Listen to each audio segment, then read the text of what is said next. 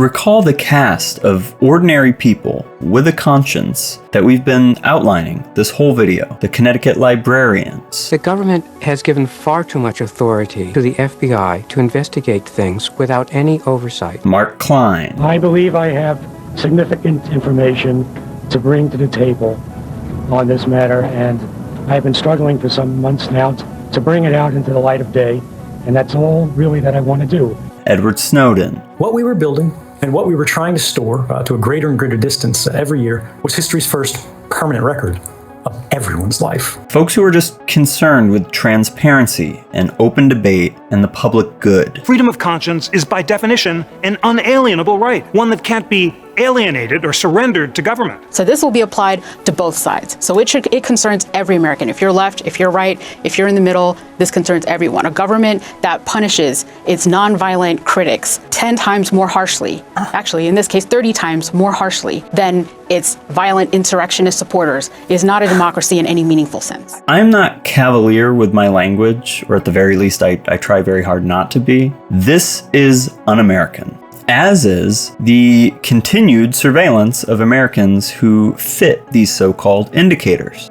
Anti-Americanism, anti-capitalism, anti-Christianity, support for the overthrow of the federal government, and opposition to traditional American views on family, religion, and morality. So let's say an organization is challenging whether it even belongs on the terrorism list, and you, an outside party, come in and say, I think, they're right, they don't belong on the list. You could be prosecuted for providing material support. This helps enable Trump to crack down on not just left-wing protests, but anyone that can be made to fit one of those extremely vague indicators. Indicators that could indict founding fathers of our country. No matter where you stand ideologically, if you support free speech, if you support the First Amendment, this should scare the fuck out of you.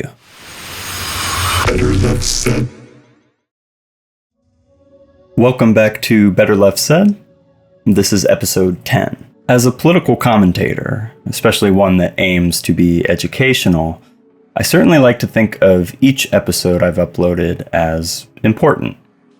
But to the degree I personally rank them in importance, this one may be at the top of the list because it touches upon the foundational freedom afforded to us as U.S. citizens to make sense of our individual and social realities and press for changes to ameliorate the injustices suffered in those realities. Freedom of speech. Freedom of speech has always been a foundational freedom championed on the left. Not to suggest it's only limited to that side of the spectrum. And although there are some on the general left today that tend to want to disassociate from this forceful championing of the freedom, usually because it's being championed by their opponents and enemies, and often championed insincerely. Well, I'll just give you one example that illustrates the kind of hypocrisy. Dave Rubin is somebody who built his entire career by waving a free speech flag, branding himself a free speech advocate. 2 weeks after October 7th, both France and Germany banned pro-Palestinian protests. You were still allowed to have pro-Israel protests. You were allowed to protest against any other country you want, just not against Israel. And Dave Rubin, who has been saying for a decade that the West is collapsing because we don't allow free speech anymore, said, oh, maybe the West can be saved after all in response to that news. In other words, now suddenly censorship is the thing that will save the West rather than kill the West. I do think those that recognize freedom of speech's importance are the most keenly attuned to its direct threats. I think to fail in championing this freedom is to cede political power. One can appreciate that the First Amendment, which enshrines this freedom to us, can be weaponized and interpreted legally to undermine its own logic. One can also recognize that people relate to the First Amendment in practice to varying degrees of freedom. Exercising it has often been met with the threat of violence, especially for marginalized people and communities. But the political critiques we issue on any subject, and no matter your politics, are always on unsteady ground. I think we would all do well to recognize that the safe rooms inside the towers that we struggle to ensure are built and take refuge in are so often designed by people who will inevitably become foundation shakers. So today, I will be digging into the 21st century challenges to this freedom, the decades-long assault on freedom of speech, starting with the Bush administration's midwifing of the PATRIOT Act, which turbocharges the surveillance state developed over previous administrations, and ending with the Trump administration's National Security Presidential Memorandum 7, or NSPM 7, which aims at targeting the administration's conception of the enemy within, aka American citizens who are critical of the government, especially his. To the especially acute civil libertarians in the audience who are tracking the history of all this, don't worry, the Obama administration is certainly not getting a pass from me, as some particularly damning developments happened during his tenure. So I'll absolutely be covering his assault on whistleblowers, the Snowden affair, but also a little known and barely covered case which actually sets some of the legal precedent that enables the Trump administration in their efforts to crack down on left-wing dissent. For time, I will be skipping the Biden administration, and this isn't to say that there aren't free speech attacks under that administration. There absolutely were. I just think they mostly pale in comparison to everything else I will be highlighting, and don't think they fit as neatly into the causal story that I'm trying to tell. Plus, Biden was in the Obama administration, so he's sort of part of the critique anyhow. The hallmark of any good coverage is that you can detect themes without the commentator needing to gesture toward them. So I'm probably projecting my own feelings of inadequacy here, but I want you to keep two themes in mind as you watch. The uniqueness of speech to organize both political thought and action, and the conscience of everyday Americans when faced with abuses of the state. A warning right from the jump, this is going to be a pretty clip-heavy episode, but I do think you'll thoroughly enjoy it and may even learn something new. Since I usually throw this in toward the end of the episode, and not all viewers are going to make it there, though I do encourage you to, if you find what I'm up to here of value, please consider giving a like, a subscribe, a comment, or sharing with somebody that you think may enjoy it. I am rushing toward that 500 subscriber mark, and we'll be rushing towards 1,000 after that. So any support that you give would go a long way, and I would very, very much appreciate it, given how new the channel is. Now, I know I said I'd be focusing on the 21st century, but I do think it's important to do some preliminary stage setting. I want to first back up to the founding of the country with a simple question in mind. Why was the First Amendment so important to the framers? At one level, this is an extremely easy question. The founders, which I will never miss an opportunity to note includes people like Thomas Paine, America's founding left radical. Shameless plug, go watch episode 4 for more of Paine's importance. Just fought a revolutionary war with the British monarchy, and they did so championing certain unalienable rights. In the Declaration of Independence, it's life, liberty, and the pursuit of happiness that are singled out as natural, unalienable rights afforded to all human beings. I think it's really important to note that by the time the Bill of Rights is being penned, the conception of rights that they had in mind were natural rights. These are rights afforded, not merely by any state, but are afforded to human beings by dint of being human. These are rights a government cannot infringe, given their naturalness. So some of you may be familiar with the distinction between positive and negative rights. Negative rights concern what a government cannot do to an individual, and positive rights concern that which the government must provide to an individual. So I have a couple clips for you on this front. The first concerns what the First Amendment actually protects, and then the second concerns its importance overall. So we'll start with historian Heather Cox Richardson. This is right from her YouTube channel, and I just think it provides a nice brief summary for what the First Amendment actually protects. People asked me what free speech constitutes in the United States of America. And that's a really good question, because the Constitution protects Americans' free speech. But what does that mean? It actually protects free speech, not in the Constitution, the first part of the Constitution, the part that was signed, not ratified, but signed on September 17th, but in the first of the 10 amendments to the Constitution, which are what we know as the Bill of Rights. And the first of those is the First Amendment. And you hear people, which seems like a no-brainer, I meant that differently than it came out, but that people often refer to because it's the First Amendment that protects freedom of religion, freedom of speech, freedom of the press, freedom of assembly, and the right to petition the government. Because remember, the King of England, King George III, refused to accept the olive branch petition. He refused to let it be delivered, and that was a really big deal in the United States, both at the beginning and then in the 1830s and the 1840s. That's a different story I won't go into now. But we do have the right to ask our government things. They don't have to say yes, but we have the right to ask. So what does that mean? One of the things that a lot of people get confused about with the Bill of Rights is, especially in the modern era, often people look at what's in the Bill of Rights and think that those rights were designed to protect an individual's right, that is a person's right. But in fact, they weren't. If you read them and you look at them, the first 10 amendments to the Constitution, the Bill of Rights, hold back the government. They say the government can't do these things. It doesn't say that you have that right. It says the government. This is what I was speaking to when I mentioned negative rights as opposed to positive rights. So negative right is telling the government what it can't do. You have the right from that government action.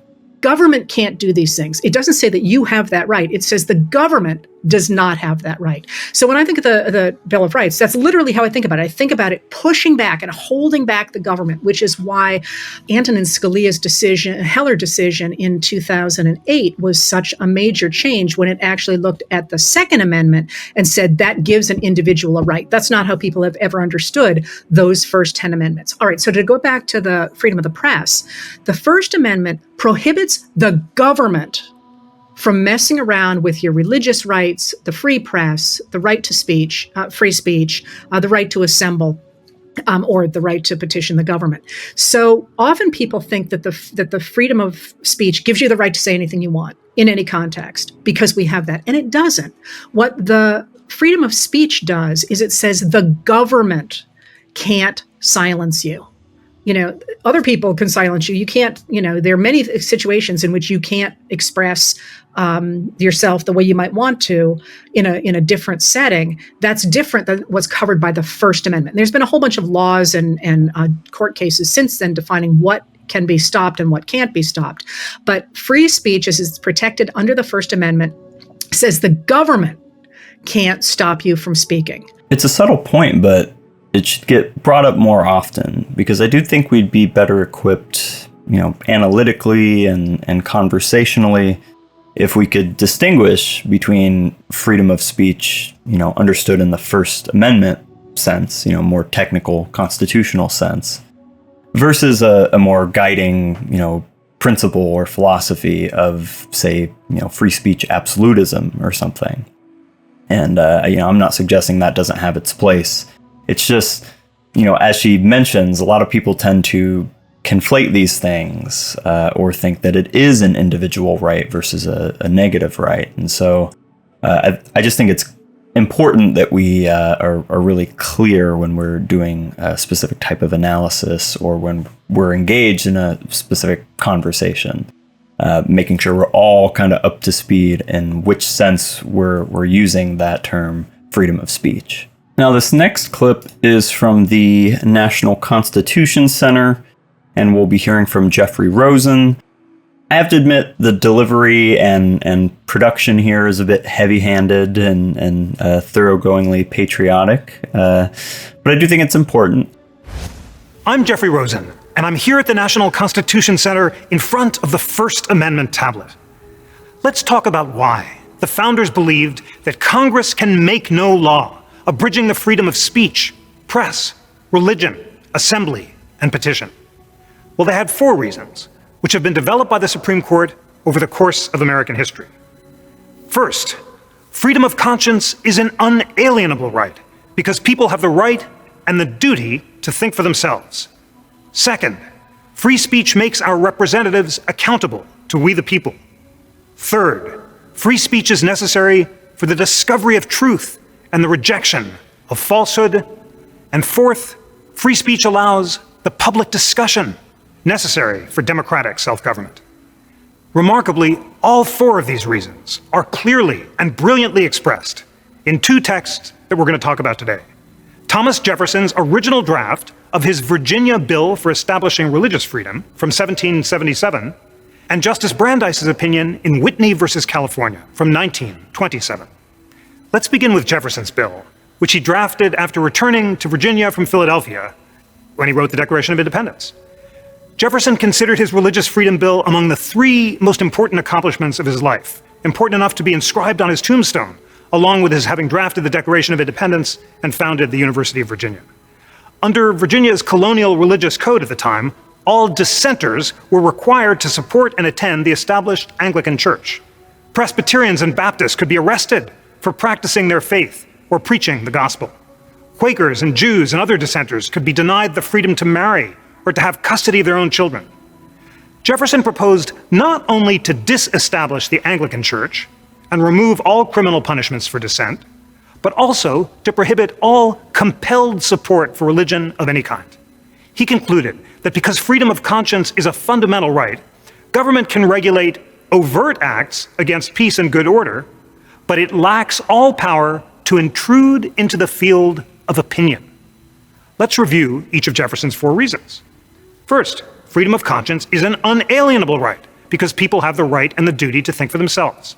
Jefferson said, well aware that the opinions and beliefs of men depend not on their own will, but follow involuntarily the evidence proposed to their minds, God hath created the mind free and manifested his supreme will, that free it shall remain by making it altogether insusceptible of restraint. In other words, Jefferson argued, freedom of conscience is by definition an unalienable right, one that can't be alienated or surrendered to government, because our opinions are the involuntary result of the evidence contemplated by our reasoning minds. We can't give presidents or priests or teachers or fellow citizens the power to think for us, even if we wanted to, because we are endowed by our Creator with the capacity to reason.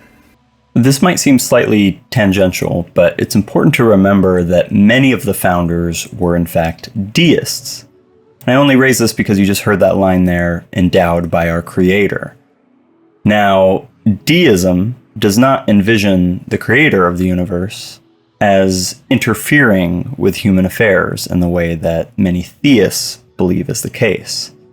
And one of the reasons I just want to pause to kind of note that is if you don't have a creator that's intervening in human affairs, it makes this sort of capacity to reason and communicate amongst each other that much more important, especially if there are people that believe that there is a creator that's intervening in human affairs, right? So having that debate's really important.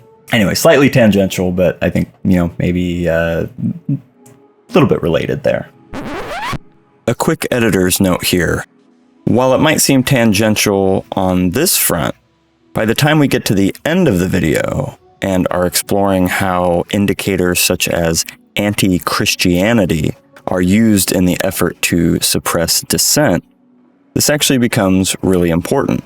You have American founding fathers like, again, Paine, who attacked Christianity and organized religion as a whole in his Age of Reason. So when you also have indicators like opposition to traditional American views on religion and morality, and you have an American founding father who attacked organized religion from a moral perspective, this spells a lot of trouble. So again, it may seem tangential now, but keep watching. I promise it'll be relevant. Second, free speech makes our representatives accountable to we the people. In his Religious Freedom Bill, Jefferson emphasized that it's crucial in a democracy for citizens to be able to criticize public officials, because legislators and religious leaders, being themselves fallible and uninspired, as Jefferson said, will always try to impose their own opinions and modes of thinking on others. Jefferson's prediction came to a head in the controversy over the Alien and Sedition Acts in 1798, when the Federalist Congress made it a crime to criticize the Federalist President, John Adams, but not the Republican Vice President, Thomas Jefferson. Third, free speech is necessary for the discovery of truth and the rejection of falsehood. Jefferson concludes his religious freedom bill with words expressing his unshakable faith in the power of reason and reasoned deliberation to distinguish truth from error. And the words that he used are inscribed in marble on the Jefferson Memorial in Washington. Truth is great and will prevail if left to herself. She is the proper and sufficient antagonist to error and has nothing to fear from the conflict unless by human interposition, disarmed of her natural weapons, free argument and debate. Fourth, free speech allows the public discussion necessary for democratic self-government. Jefferson believed that in a democracy, all citizens have an equal right and responsibility to exercise their rights of conscience.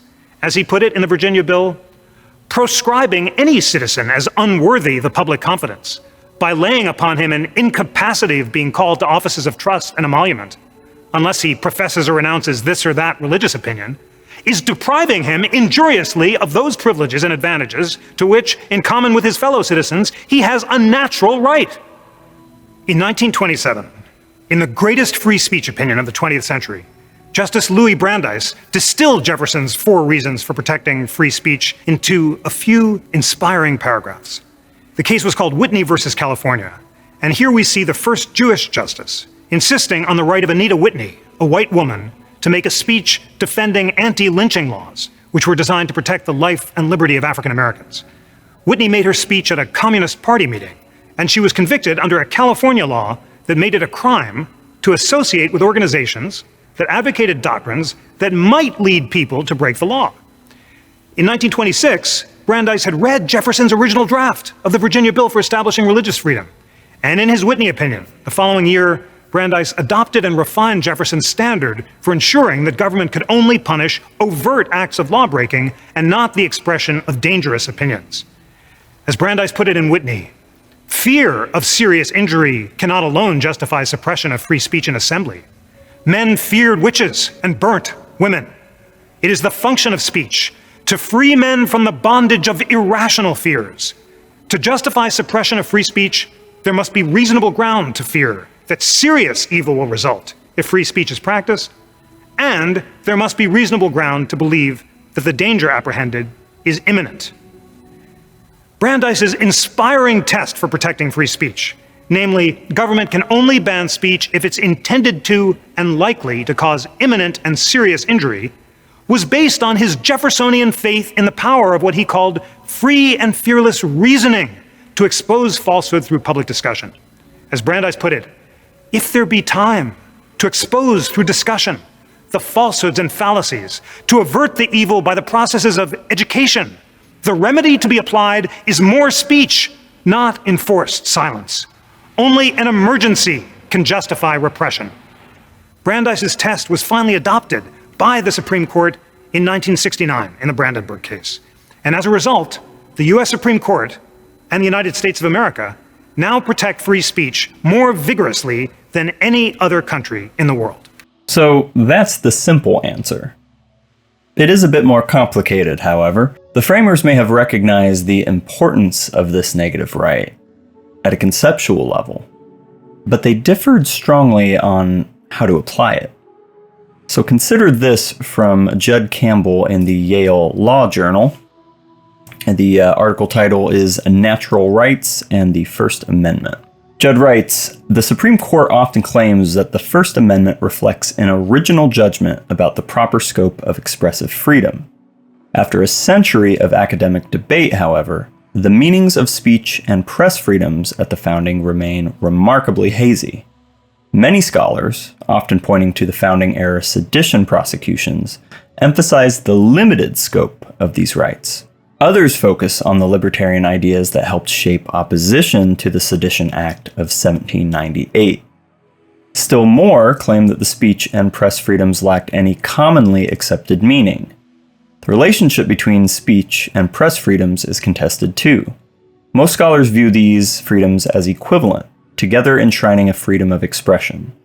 But others assert that the freedom of speech, unlike press freedom, emerged from the legislative privilege of speech and debate, thus providing more robust protection for political speech. This article argues that founding-era elites shared certain understandings of speech and press freedoms as concepts, even when they divided over how to apply those concepts.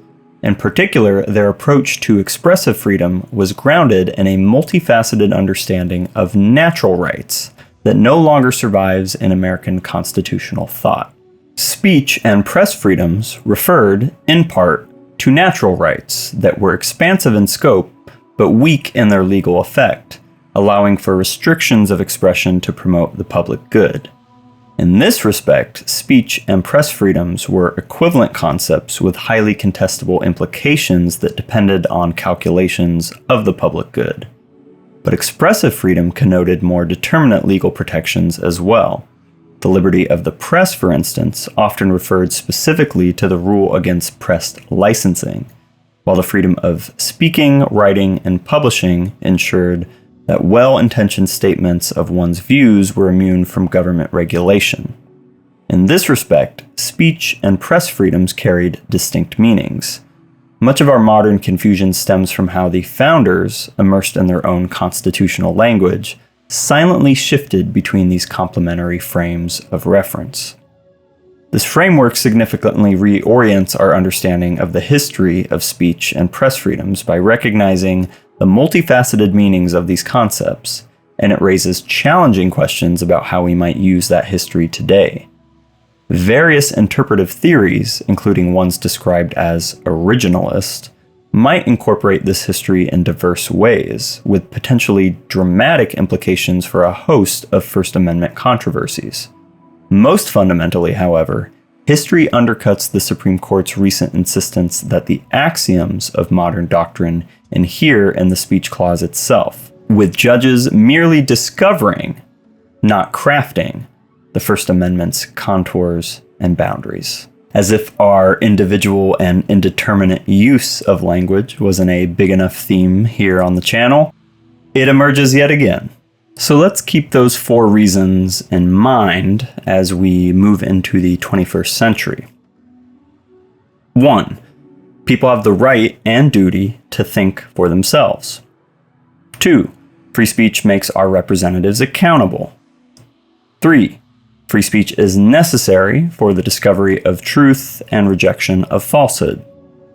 4. Free speech allows the public discussion necessary for democratic self-government. On September 11th, 2001, the United States suffered a coordinated attack on home soil that came to reshape and reorient our relationship to the First Amendment, given the state action pursued in response to the attacks. It was a strange time. Terrorism and the response to it became the dominant American conversation, and the jingoism ratcheted up apace. Every nation in every region now has a decision to make. Either you are with us or you are with the terrorists.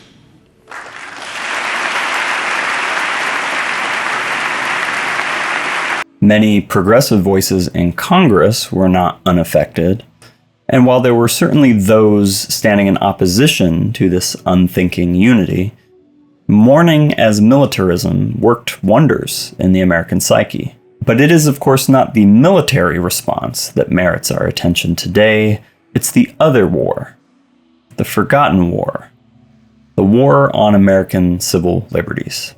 Consider this from Vice. Hours after the towers collapsed, the U.S. started to redefine what it means to be a patriot.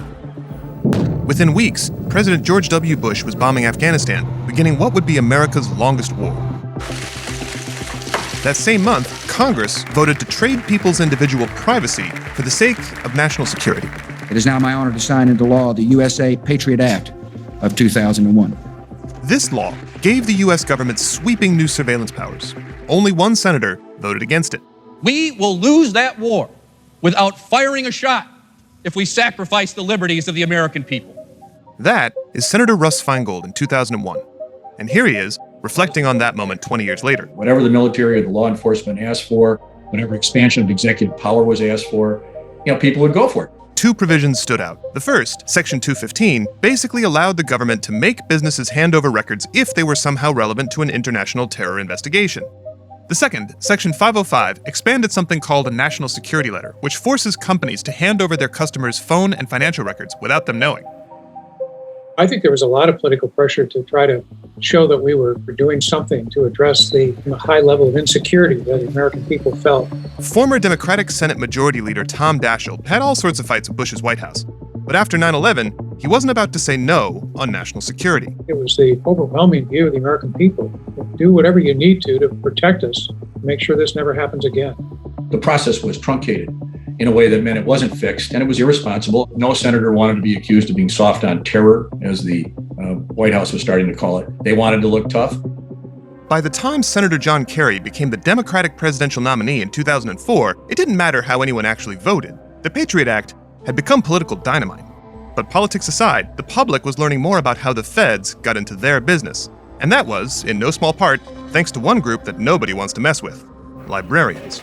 That's right, folks. Underpaid, underappreciated librarians helped set the challenge to Bush's Patriot Act in motion.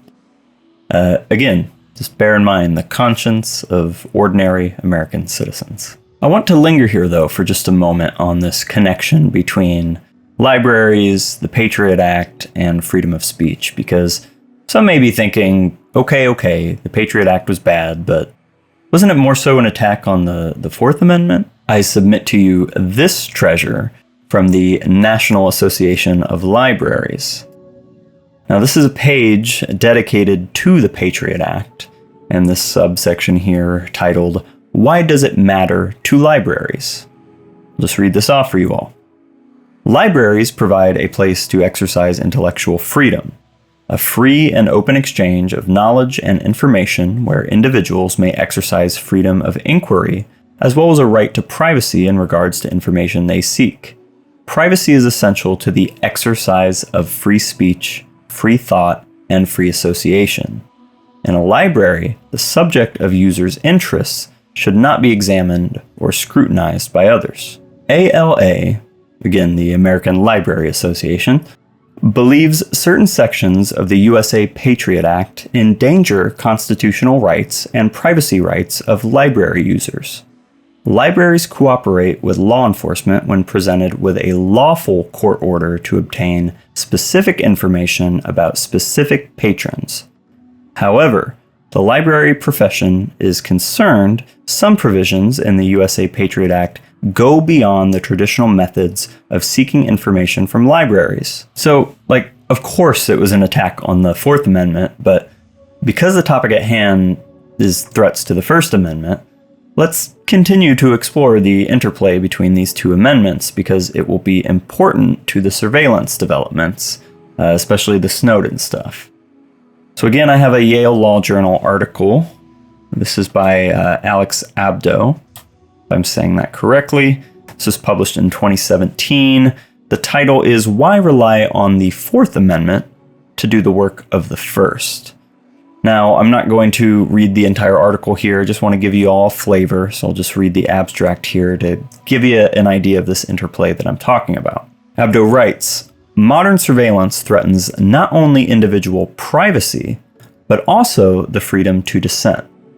Yet for a variety of reasons, American courts almost always evaluate the lawfulness of government surveillance solely through the lens of the Fourth Amendment, rather than the First Amendment. This essay explains why we should not expect the Fourth Amendment to adequately protect First Amendment interests, and it briefly sets out how the First Amendment might once again become a bulwark against overreaching government surveillance." So the takeaway here really is just the fact that, legal scholars recognize this complex interplay between these negative rights, and I just want you to keep that interplay in mind as we proceed. So, there's plenty further digging to do if you are so inclined, and this will all be linked in the episode description, of course. Now, I found this aesthetically dated, but fascinating short documentary, and kind of haunting in certain moments, especially the beginning.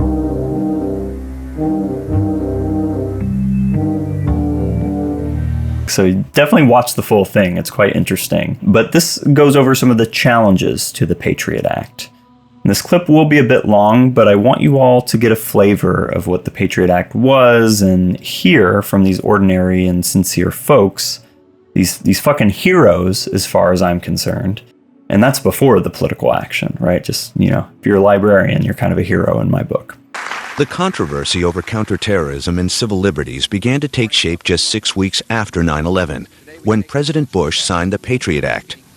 It will help law enforcement to identify, to dismantle, to disrupt, and to punish terrorists before they strike. I think the worst thing about the Patriot Act is the name. Patriot has this Orwellian ring to it. We've actually sat down and read the bill. It is hundreds of pages of modifications and amendments to existing intelligence laws. It is really evolutionary, not revolutionary. What's funny about that line is, like, I'm not positive if that's issued as a defense or a criticism. Like, oh, we're just making these small tweaks, don't fret. That's not very comforting if much of the infrastructure you're tweaking is completely questionable in the first place, right? Moreover, small tweaks in a vast and complex system can have huge implications. One primary reason that I'm undertaking this analysis. The Patriot Act made it easier for government agencies to share information and adapted old eavesdropping rules to the era of modern technology. But there were parts of the act that, to some Americans, aroused deep suspicion. In Connecticut, in 2005, 3 librarians and a computer systems manager decided to resist one of the most controversial provisions of the Patriot Act, one that expanded the power of the FBI. I don't want another terrorist attack just as much as the next person, but I also firmly believe that we have to use our Constitution and the checks and balances that it provides. What do the American people want us to do? Don't the American people want us to run down every piece of information that suggests there might be a threat against the American people? That's what we were doing, and we were doing it in the most narrowly tailored way that we could possibly do it. Quote, we were doing it in the most narrowly tailored way we could possibly do it. As we'll see with the Snowden reporting, that characterization, narrowly tailored, that is some, 100% bad faith James Clapper ass shit. That is completely unserious. And as we'll see with Holder versus Humanitarian Law Project, the case I mentioned under the Obama administration, we're going to see similar language in terms of, narrowly tailored, applied to some of the most vague language. And so when you hear that characterization, you should really just be extremely skeptical. The Connecticut Library fight was about something called a National Security Letter. It is an investigative tool created back in the 1970s that enables the FBI to demand certain kinds of records without any court order. The Patriot Act broadened the standards for using National Security Letters, or NSLs, to any investigation the FBI believes is relevant to terrorism. National security letters are the most basic tool that agents need in order to conduct an investigation. So if, for example, we have information that Johnny may have some connection to Al-Qaeda, there's certain things we want to know about Johnny, and we want to know him fairly quickly. We want to know who he's in communication with. So if we've got a telephone number, we want to get phone records. If we've got his email address, we want to know who he's in email contact with. The issue is they can use these national security letters to demand information about anyone as long as they certify to themselves, again with no court oversight, that the records are related to an ongoing terrorism investigation. In legal terms, that standard is as low as it could possibly be. What it means, in effect, is that the FBI can use these national security letters to demand records about anyone. In 2000, before the Patriot Act, the FBI made about 8,500 requests for information using NSLs. By 2005, the number had grown to approximately 47,000. One small example of the effects of small tweaks, right? One of those requests was made here, at this building in Windsor, Connecticut. In July 2005, 2 FBI agents delivered an NSL to the office of a non-profit organization called Library Connection. I will be in the day after Christmas. The small staff here manages a computer system that is shared by 27 libraries in the greater Hartford area.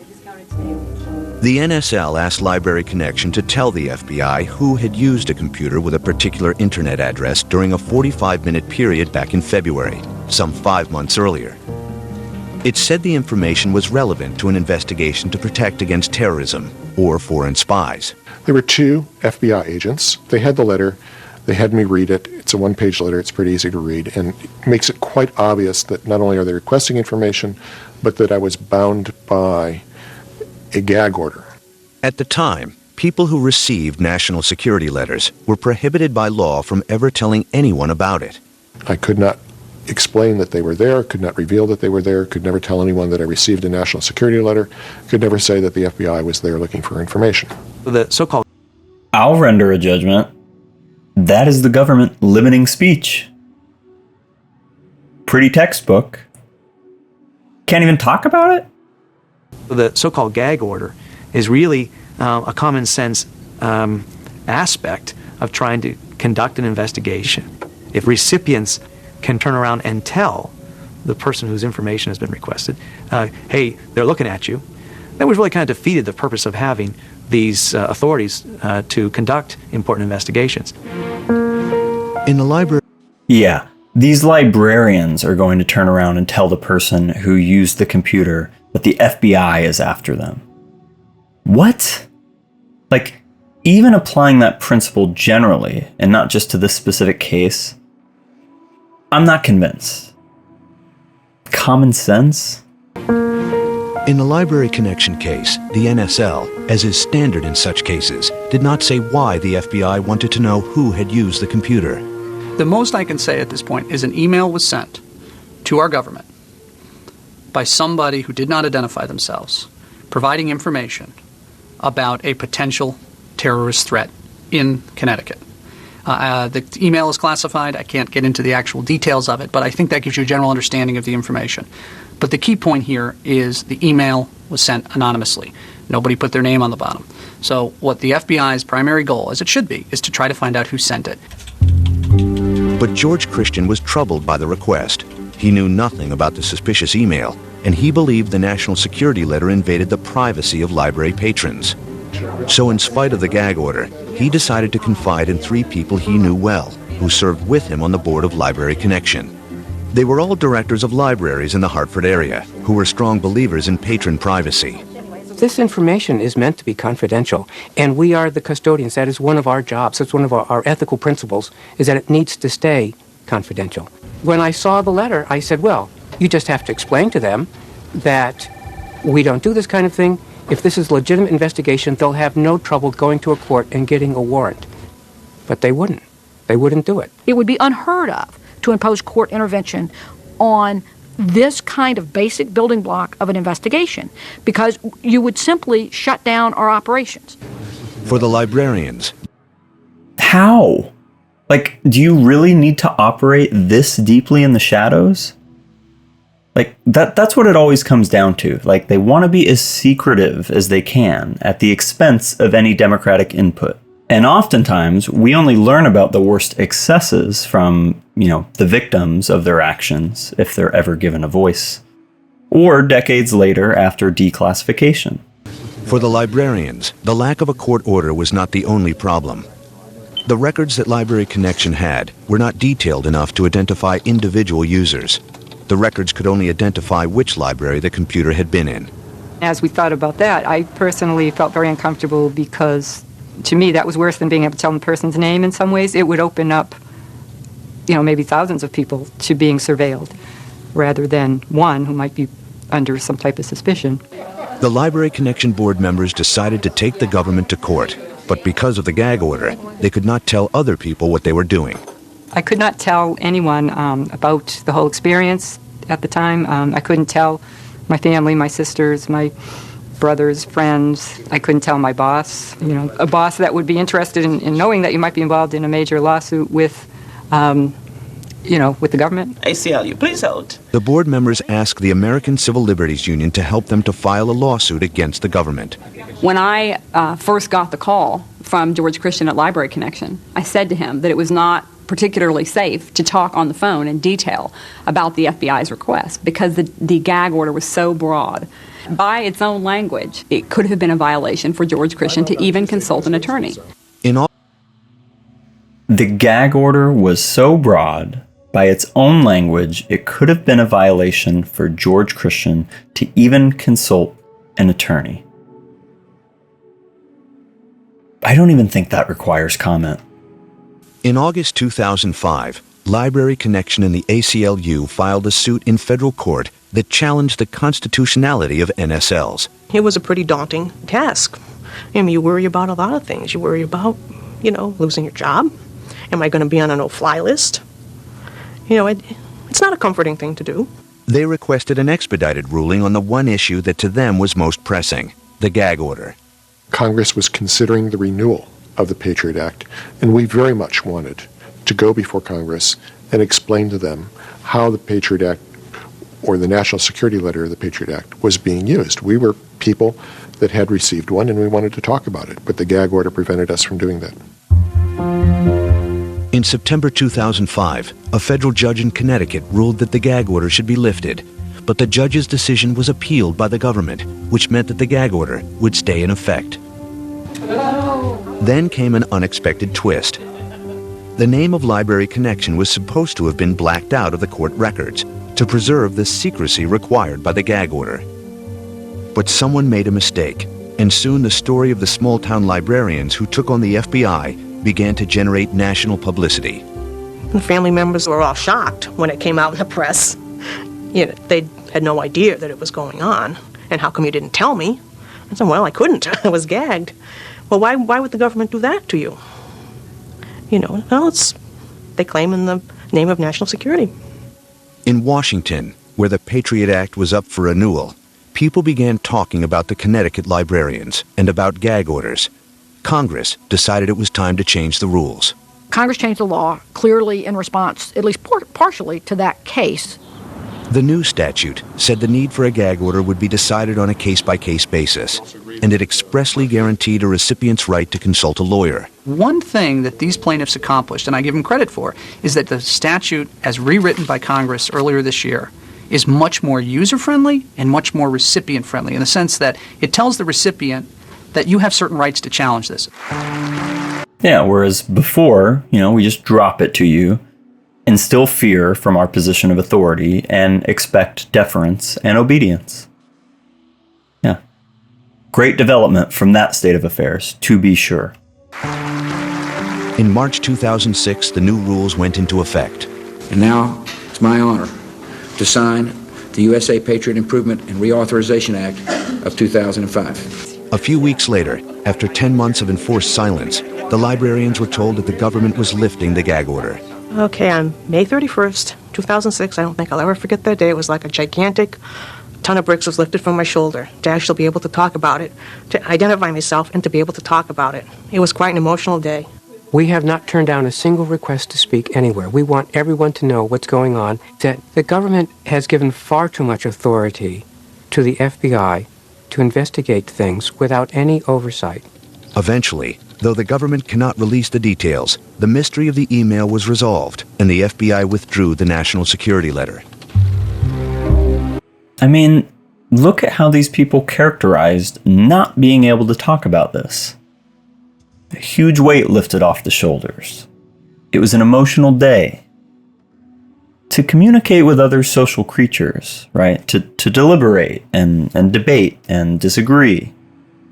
That's what thinking is made of. That's how we test our own intuitions and principles. So frankly, I love that story. I mean, I don't love that they had to go through all of that, but solidarity with the librarians. Cancel your fucking Claude subscription and start visiting the local library, people. So moving forward a bit in this documentary, I wanted you all to see how some of the groundwork was laid, at least, in how they were thinking about how they would want surveillance to look like before the Obama-era agencies pumped the apparatus full of steroids. But after 9/11, the Bush administration saw electronic surveillance, especially the sophisticated capabilities of the NSA, in an urgent new light. In the fall of 2001, the president secretly authorized the NSA to eavesdrop inside the U.S. without getting warrants from the FISA court. On December 16, 2005, this top-secret program suddenly became public, reported in a page-one story by the New York Times. The NSA story became a big one because it goes to the heart of this really historic debate that we're in the middle of over the response to 9/11 and this balance between protecting national security and at the same time protecting civil rights. When I read that front page story, before I even finished it, after I read the headline, I was sending emails to sort of everybody within the ACLU. We got to get on the phone immediately. We got to respond. We got to figure out how to stop this. It's clearly illegal. It violates clear federal law, and it violates the Constitution. If you take the FISA court out, then you have no system at all. You have NSA being judge, jury, and executioner when it comes to deciding who's going to be eavesdropped on. But the administration argued that the procedure for getting a FISA warrant was too slow, in an age when terrorists were switching cell phones and email addresses with lightning speed. I've practiced before the court. You already have to have reasons or evidence as to why you should be wiretapping this particular known individual by name. Think about a world where we're facing an enemy. We may not know all their exact names and all their exact identities. We may want to search different communication streams that we think have a high likelihood to have terrorists involved. But under the existing framework, we can't do it. The president insisted that what he had done with the NSA was legal. As President and Commander-in-Chief, I have the constitutional responsibility and the constitutional authority to protect our country.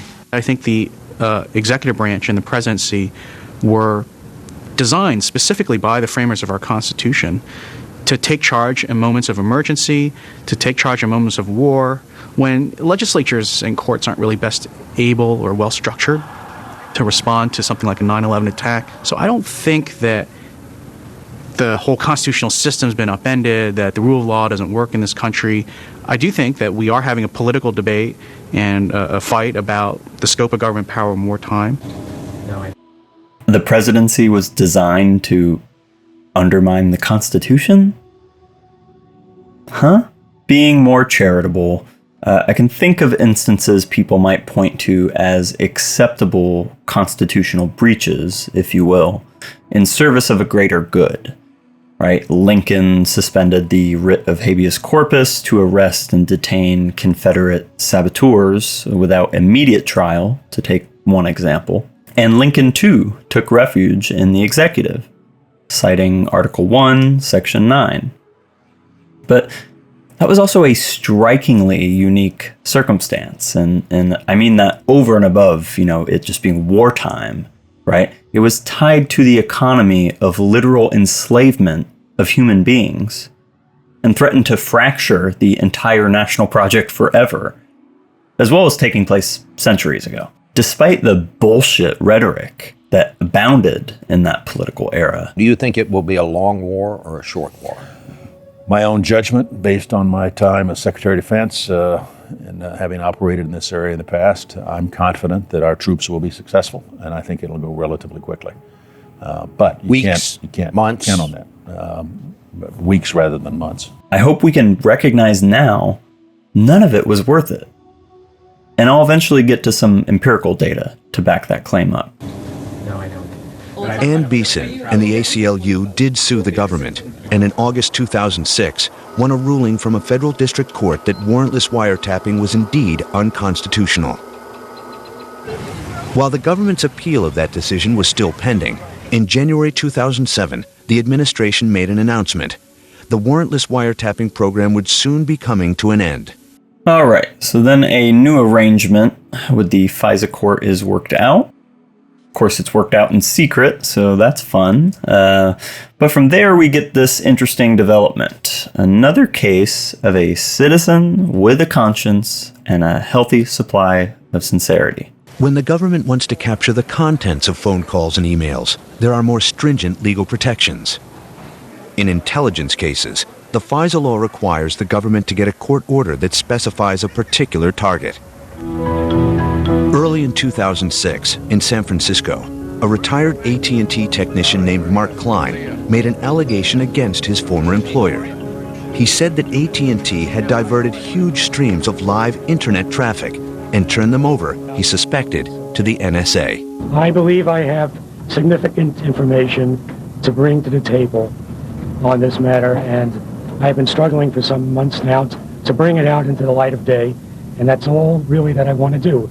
Klein, who worked for AT&T for 22 years, says that in this building on Folsom Street in San Francisco, on the 6th floor, the company constructed a secret room. What they'd done, they had taken live working internet circuits, interrupted them in order to tap into them, new cables that split off the data and sent that data to the secret room. One side of the split goes to the secret room, the other side goes on to the network.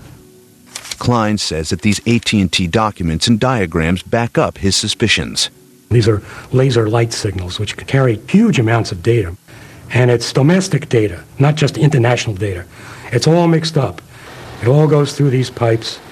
Everybody's data, your email, your web surfing, your financial transactions, your video and pictures, your voice over internet, everything goes through these pipes. Klein believes, though he cannot prove, that the signals were diverted in order to give them to the NSA. The only person who could go in the secret room was the management level technician who had been interviewed by the NSA. We needed a code to punch in order to get in there, and only the guy with NSA clearance had the code. This shows. Are Klein's allegations credible? Brian Reed is the director of engineering at a Silicon Valley nonprofit called the Internet Systems Consortium. He is an expert on internet technology who has held senior engineering posts at Google, Digital Equipment Corporation, and Bell Laboratories. Reed has reviewed Mark Klein's documents and believes that they are authentic.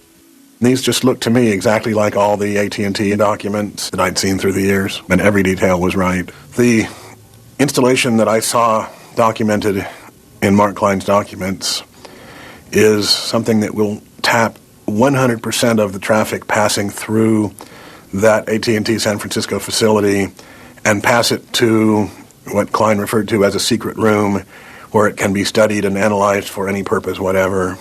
I have no doubt that this is a wiretap setup, and I cannot imagine any other plausible use for this setup.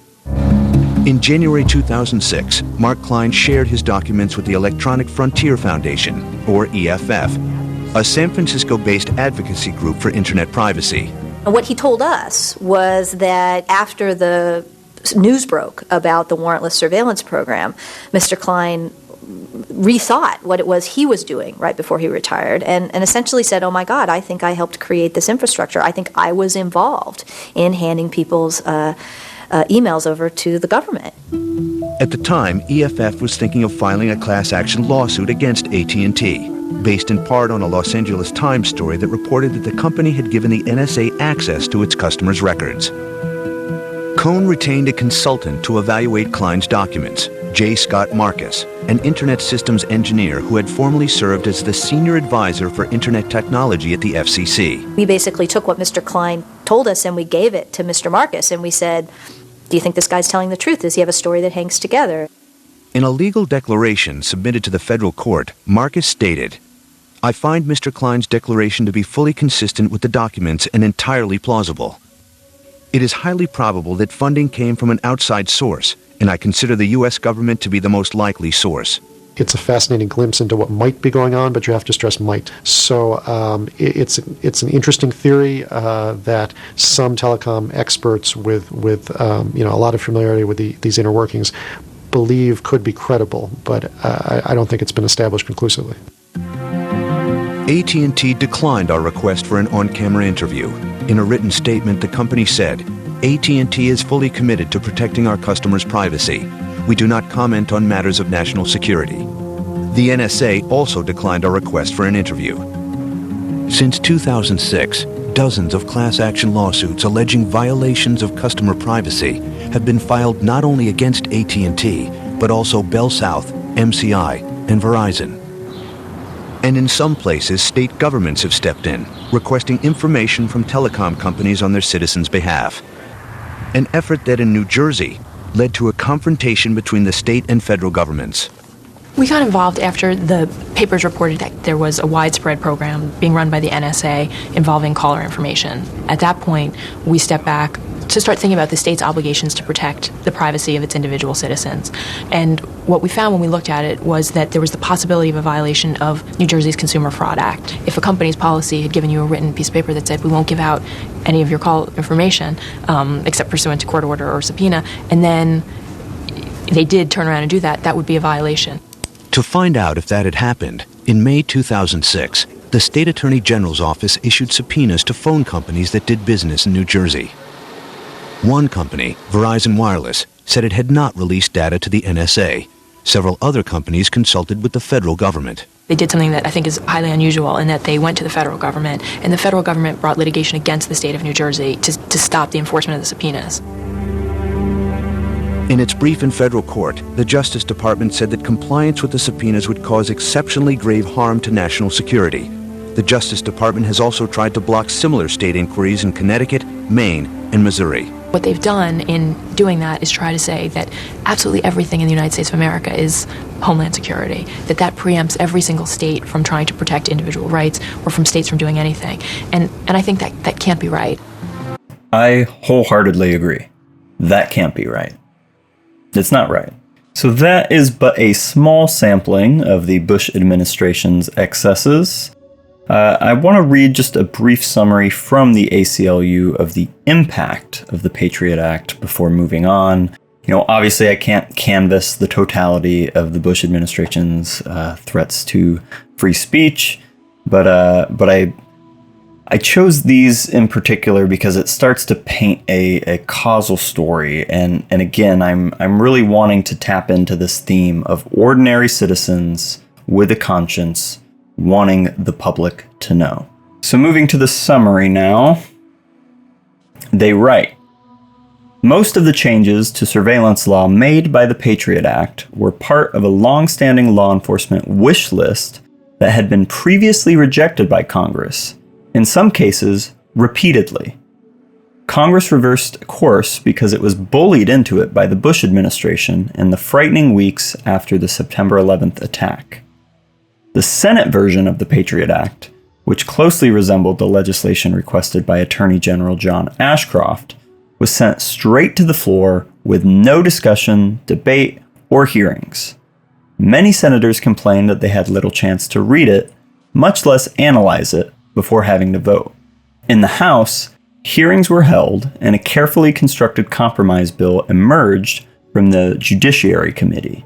But then, with no debate or consultation with rank-and-file members, the House leadership threw out the compromise bill and replaced it with legislation that mirrored the Senate version.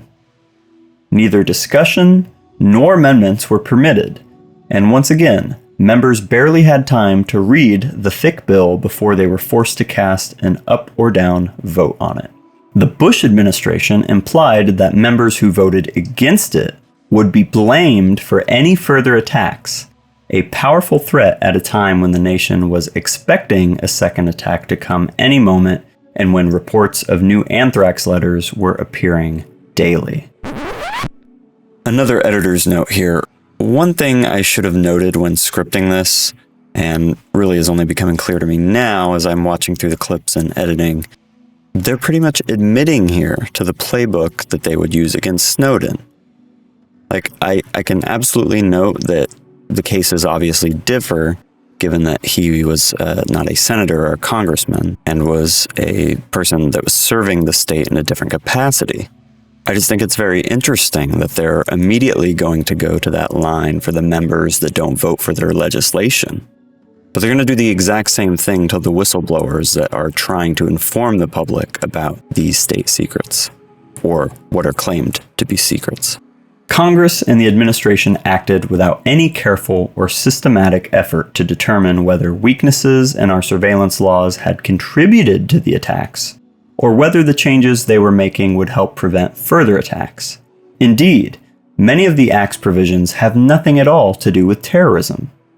The Patriot Act increases the government's power to spy in 4 areas. 1.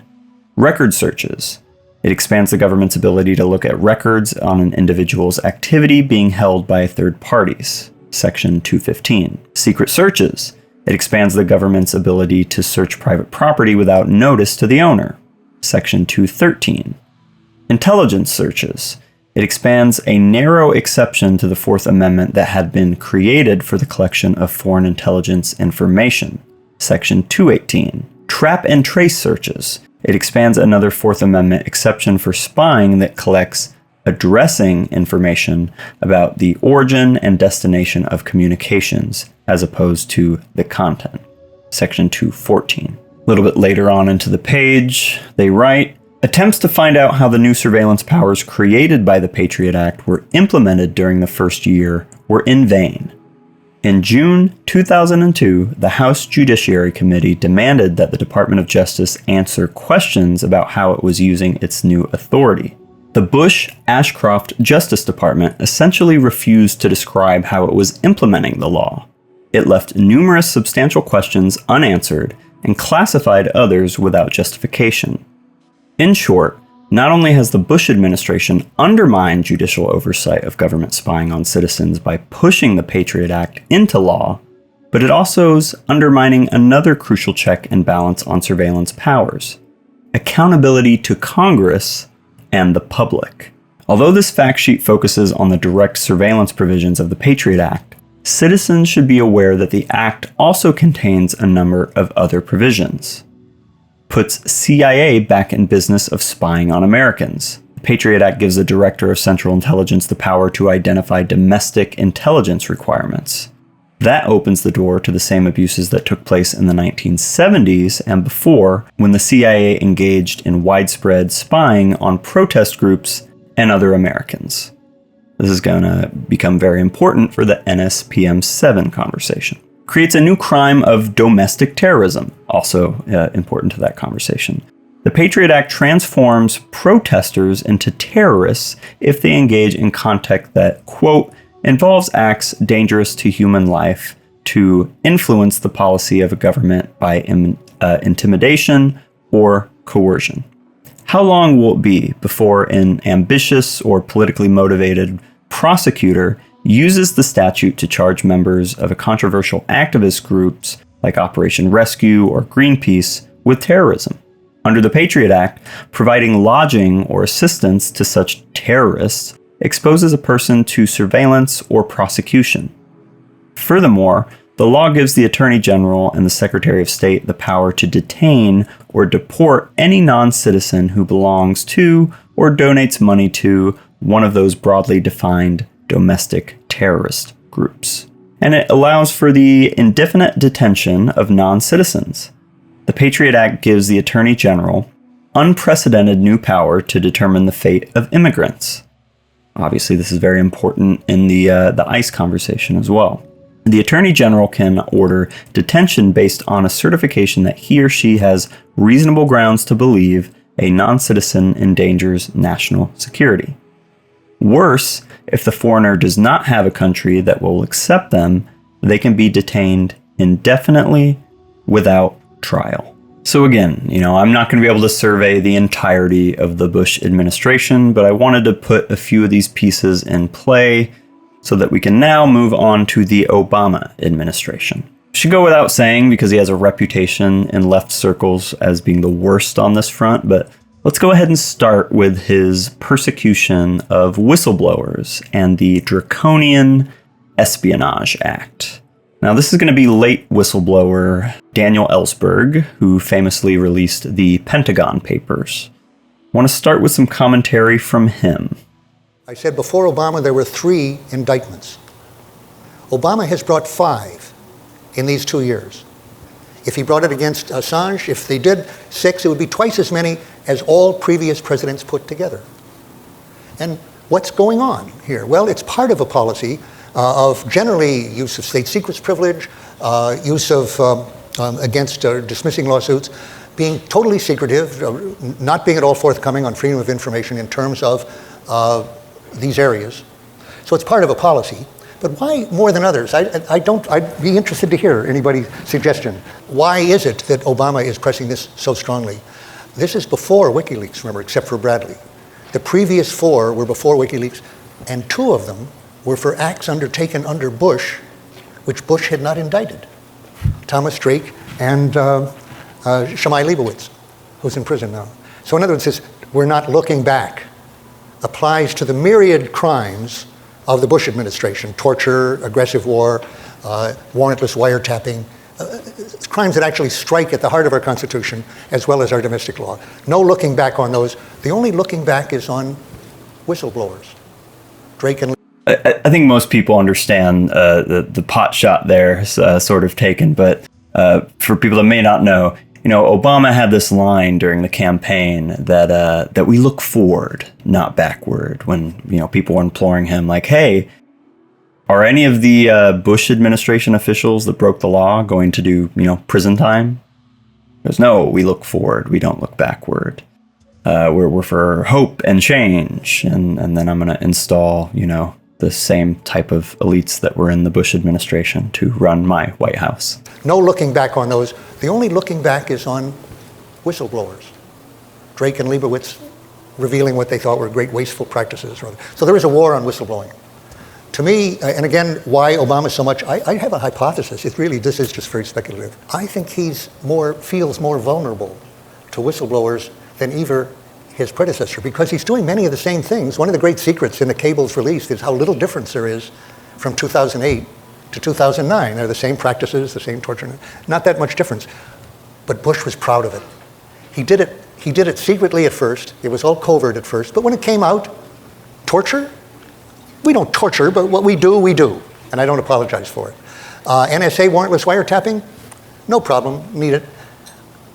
I think Obama's a little more embarrassed about all that coming out, that he's acting in the same lines, that he has a new war that he's escalating, added to Bush's war in Afghanistan. And he really wants to do what other presidents have always wanted to do, shut down leaks that they don't control, the leaks they don't make. But I think he's really doing it more aggressively than any previous president, and specifically, he's doing it by treating the act that I was charged under as an official secrets act, as an act that criminalizes all leaks. And if he gets a conviction of any of these people, not just Manning or Assange, if he gets Drake or Kim, if they go up to the Supreme Court and the Supreme Court takes it and doesn't notice that it is unconstitutional, which is not a bad bet. Earlier courts would almost surely have called it unconstitutional. This one might not. And if he gets that, he has a very broad official secrets act, and from then on, all he has to do to find out who is the source of any leak, one day to the next, with a clear-cut crime, is to call in the reporter whose byline is on the head of that column and say, we're not charging you with anything, we're not against the press, we're for the press, just who committed the crime. And if the person can't take the Fifth Amendment, he or she is not being charged with anything, they just either tell or they go to jail indefinitely for contempt. Judith Miller lasted 85 days. And some of them will last longer, but a lot of them won't. And from then on, no source will have any basis for assuming or hoping that their name for this whistleblowing will be anonymous. Their only recourse will be WikiLeaks, so WikiLeaks matters. Now, unfortunately, Obama was successful at prosecuting many whistleblowers under this act, including Chelsea Manning and Stephen Kim, and I believe Thomas Drake as well, whom Ellsberg referenced. But the cases were handled in federal district courts and did not result in a defining Supreme Court ruling establishing a new precedent or testing the core constitutionality of the Espionage Act as applied to whistleblowers. And bizarrely, though I'm happy with the end result, don't get me wrong, Obama ended up commuting Chelsea Manning's sentence at the end of his presidency. Like, why indulge in such an intense crackdown on whistleblowers if you're going to embrace this merciful tenor on the way out? It just feels so cynical and calculated, like sort of image obsessed. Like, I totally understand why commutations and pardons are typically issued at the end of a presidential term, but it's just that those commutations and pardons aren't typically issued for crimes that president prosecuted. It's just incredibly strange by my lights. So what is the Espionage Act? This is from History. This is This Day in History, June 15th, 1917. United States Congress passes the Espionage Act. On June 15th, 1917, some 2 months after America's formal entrance into World War I against Germany, the United States Congress passes the Espionage Act. Enforced largely by A. Mitchell Palmer, the United States Attorney General under President Woodrow Wilson, the Espionage Act essentially made it a crime for any person to convey information intended to interfere with the U.S. Armed Forces prosecution of the war effort or to promote the success of the country's enemies. Anyone found guilty of such acts would be subject to a fine of $10,000 and a prison sentence of 20 years.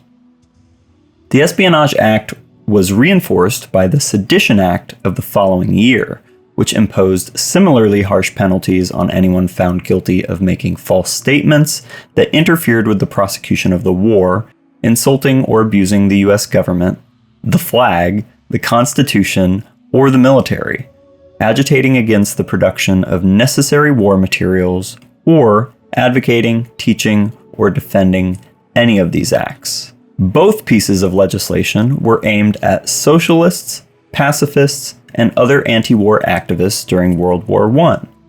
Shocker.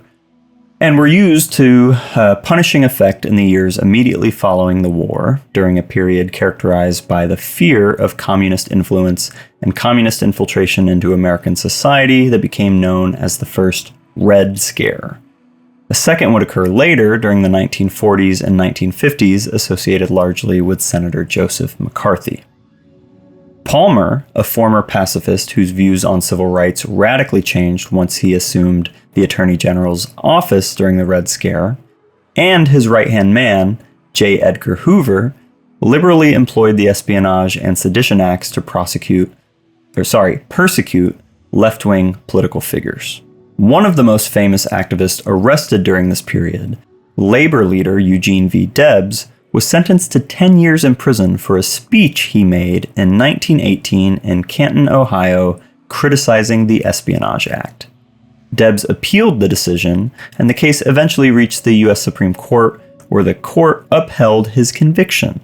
Though Debs' sentence was commuted in 1921 when the Sedition Act was repealed by Congress, major portions of the Espionage Act remain part of United States law to the present day. Now, there's one specific case in history I want to draw your attention to.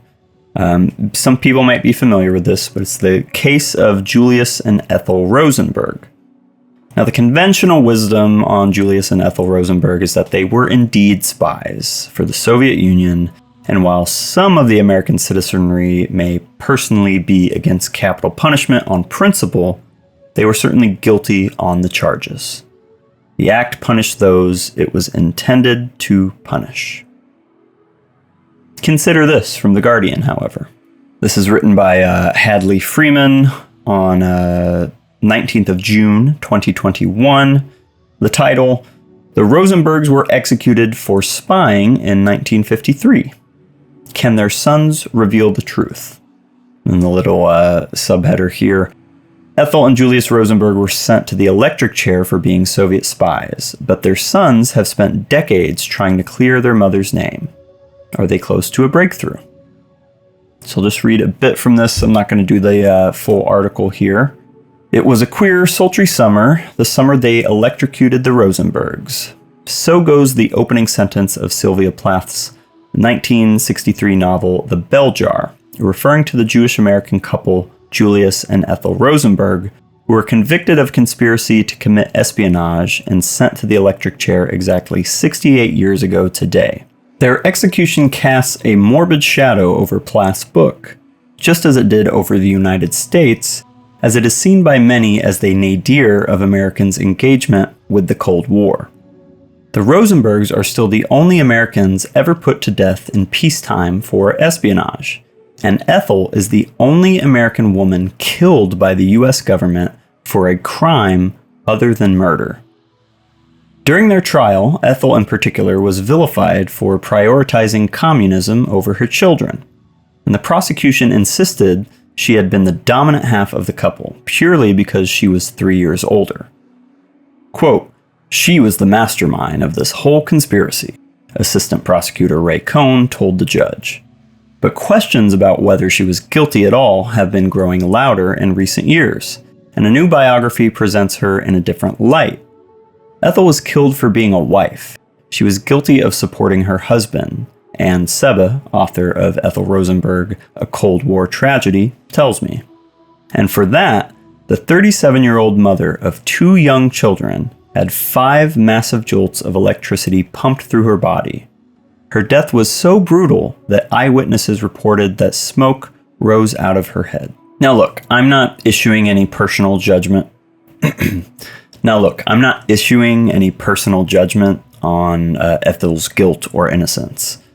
But this is one of the quintessential examples people find when investigating Espionage Act history, and I'm just highlighting that even here, things aren't so black and white. But I also raise it to note that uses of the Espionage Act today are to target whistleblowers, acting out of conscience and patriotic duty, not spies intent on selling state secrets to foreign governments. Moreover, if tried under the Espionage Act, one cannot even defend themselves. So let's move over to American hero Edward Snowden on that exact point. This law that whistleblowers are charged with, this Espionage Act, is extraordinarily rare in the US. It's called a strict liability crime. And it is that strict liability crime that means you can't tell the jury why you did what you did. But why I say this law is unusual is even if you murder someone, you straight up just kill someone, you can argue to the jury it was self-defense. You can argue to the jury the person had it coming. And it's up to the jury to decide whether they believe you or whether it was just murder, plain and simple. Because there are 2 prongs of the crime that have to be considered. Was the law broken? This is always the easiest and less interesting question. And then 2, was it justified? The government forbids that when it is the government's own behavior that is on trial. Instead, they simply want to consider that first prong. Was the law broken? And they say if the law was broken, the jury can't consider whether it's justified or not, because the government argues there is no justification for revealing their own classified criminality. Obviously, I would say that has to change, because you can have a sentencing in that, but you cannot have a fair trial in that. We saw what happened with Chelsea Manning, how difficult it was to hear anything she had to say in court. I mean, we played a muscled, surreptitious recording inside the court-martial where you could hardly hear her voice. What are you demanding? What are the conditions that you would agree to come back to the United States? It's simply that whistleblowers have the right to tell the jury why they did what they did, for the jury to consider, was, on balance, this something that did more good than harm? Was it justified, or was it something that should be punished with a prison sentence? That is why we have juries. That is why we have trials. And if the government is unwilling to guarantee that, well, what the government is saying is that they are not willing to grant fair trials to whistleblowers. And I don't believe participating in that kind of system advances the interests of justice. I think that perpetuates a system of injustice. So who is Edward Snowden? Why is he so significant? I feel like a majority of the audience is probably up to speed with Snowden, but I've also talked to so many people who just kind of got the cliff notes, but missed some major details. So I want to start with who he was and how he got to the point of making his decision. And you say that you worked for the government and now you work for the public. Do you explain that? Yeah, so I think a lot of Americans, particularly younger Americans like myself, who come from a federal family. You know, my father worked for the military for 30 years before retiring. My grandfather was an admiral. My mother worked and still works for the same courts that are trying to put me in prison. You have a kind of silent association often that the government is the country, the government is the nation, the government is the people, because that's what we are culturally being taught. Now, there are probably a lot of your viewers who are going, whoa, whoa, whoa, hold up. But I was naive. When everybody else was protesting the Iraq War, I was volunteering to fight it because I didn't believe that the government would lie to us. It didn't make sense to me that a government would risk our long-term public faith in the institution of government for short-term political advantage and building support for a war.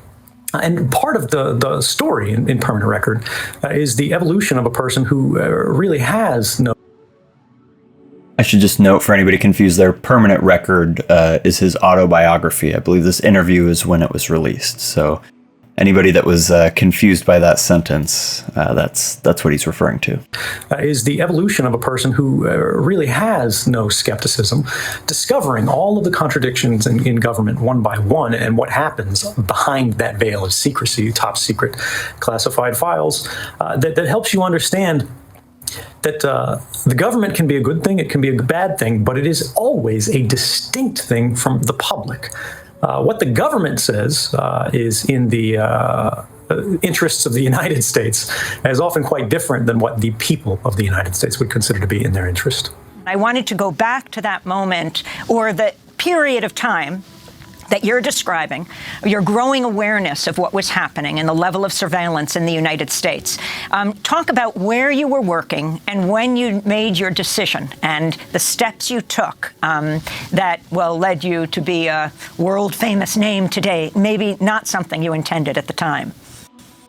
Yeah, so I think everybody wants to imagine there's this cinematic moment where you discover the golden document and it just changes everything about who you are, and you run out to the building and you deliver it to journalists, and then there's the happy ending.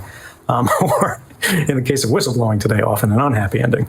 But of course, life is so much more complicated than that. The reality is the change in a person's fundamental beliefs can only happen over a very long period of time. And what I realized, first in Japan, and then finally in Hawaii, was that the systems that I had been building throughout my career as a technologist, right? You don't have to work on the policy level to have an extraordinary influence in an organization today. I realized that all of these different components that I've been working on in isolation, I've been working at the CIA, connecting and routing the flow of intelligence, then I've been working in Japan, creating a backup system that made sure all of these things we were moving around, all of these secrets we were stealing would be saved and stored and backed up. So even if a building was blown up, nothing would ever be lost. And then finally working at the CIA, or rather working at Dell for the CIA at a very senior technical level, where I'm sitting down with the CTOs and the CIOs of the Central Intelligence Agency, trying to solve their technology problems. I'm proposing to build a new private cloud system.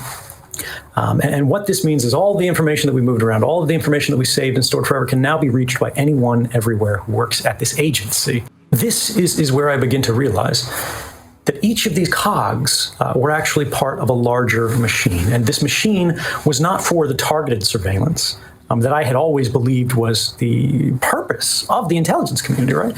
When you think about what the CIA does, when you think about what the NSA does, you're at least supposed to think that they spy on bad guys, right? Define them how you will, but they're looking at particularized people that they have a suspicion they're engaged in some kind of wrongdoing. Well, the systems that I had built, the systems that my generation had built, had produced a system that instead spied on everyone.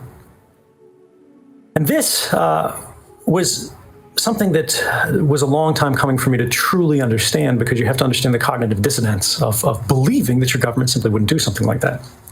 When I was in Japan, I was invited to speak at something called the Joint Counterintelligence Training Academy's counterintelligence conference for China. This is basically where specialists from every different part of the intelligence community get together, and they talk about how China is going after us, and we try to thwart it, right?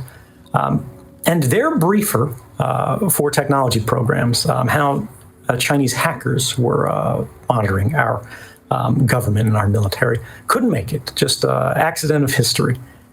And so I get invited to slot in and speak in his place. And I spend all night pulling all the records, because I've got extraordinary access as a technologist to everything on our network.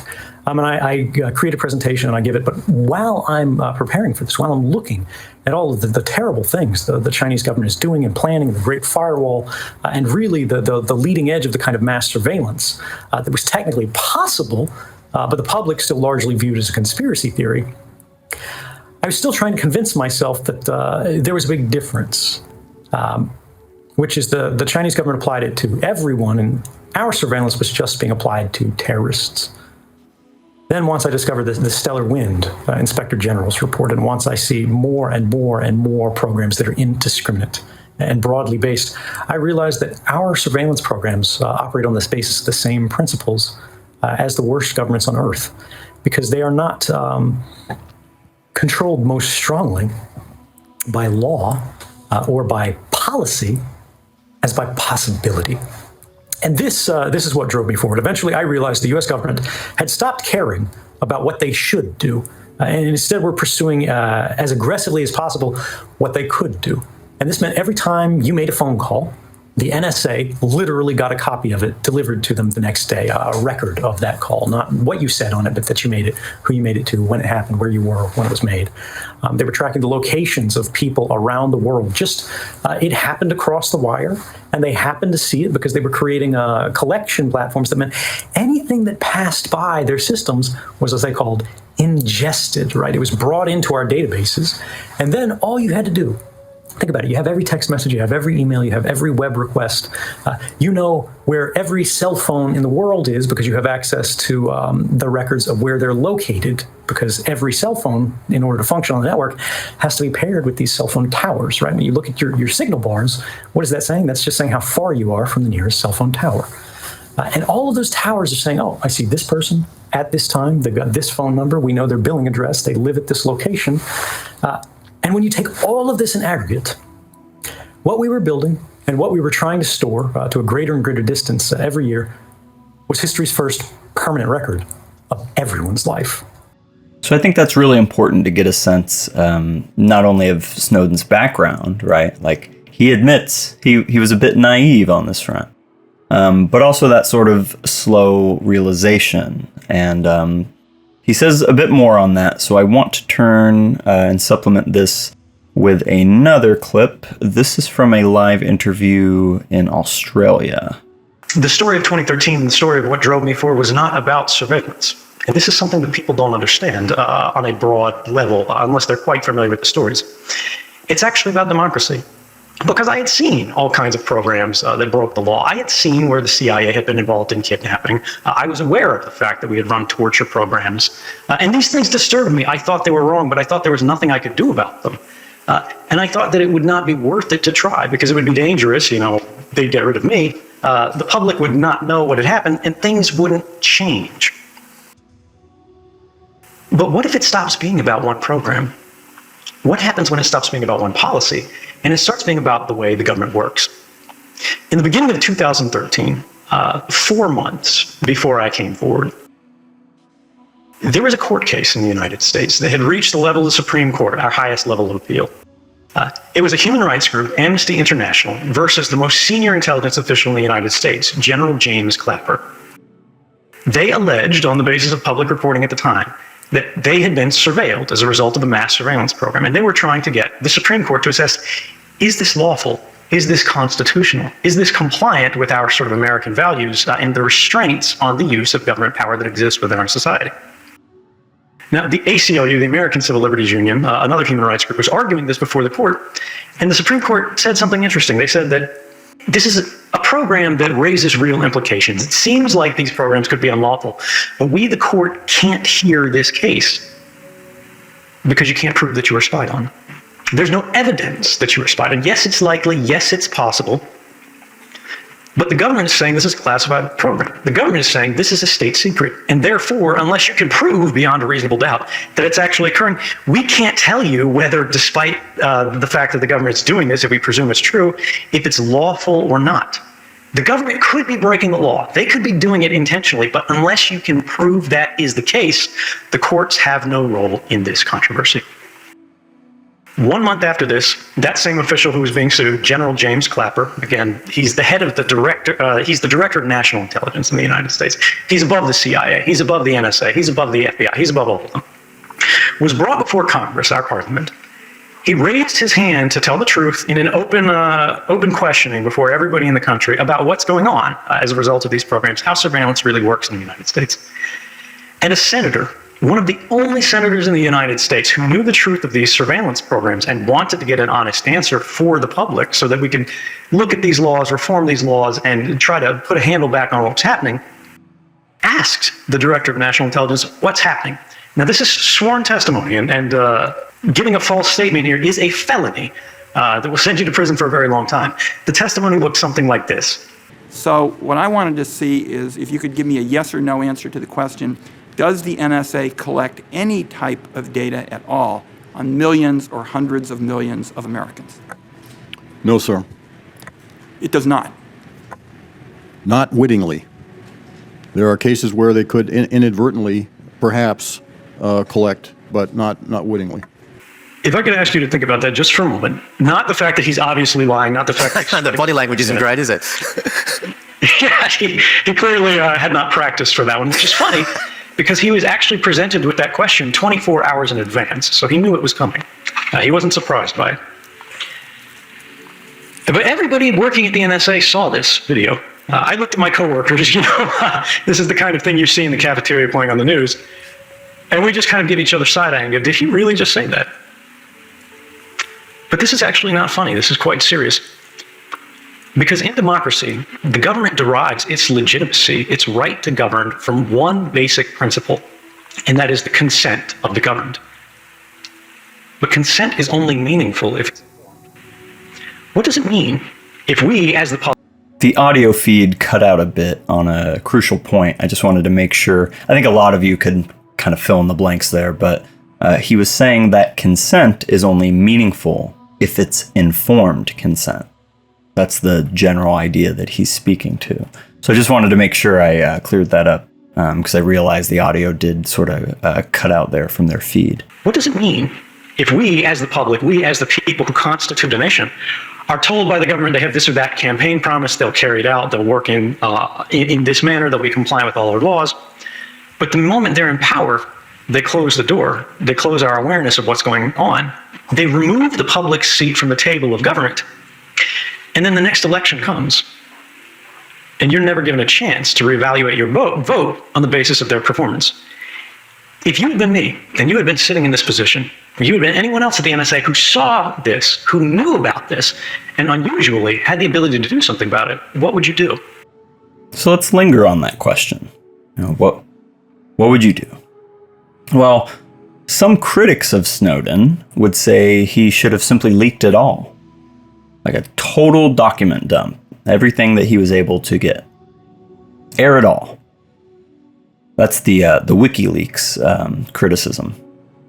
I think what's so fascinating, though, about Snowden, and a testament to his character and principles, is the route that he chose instead, and his reasoning for doing so.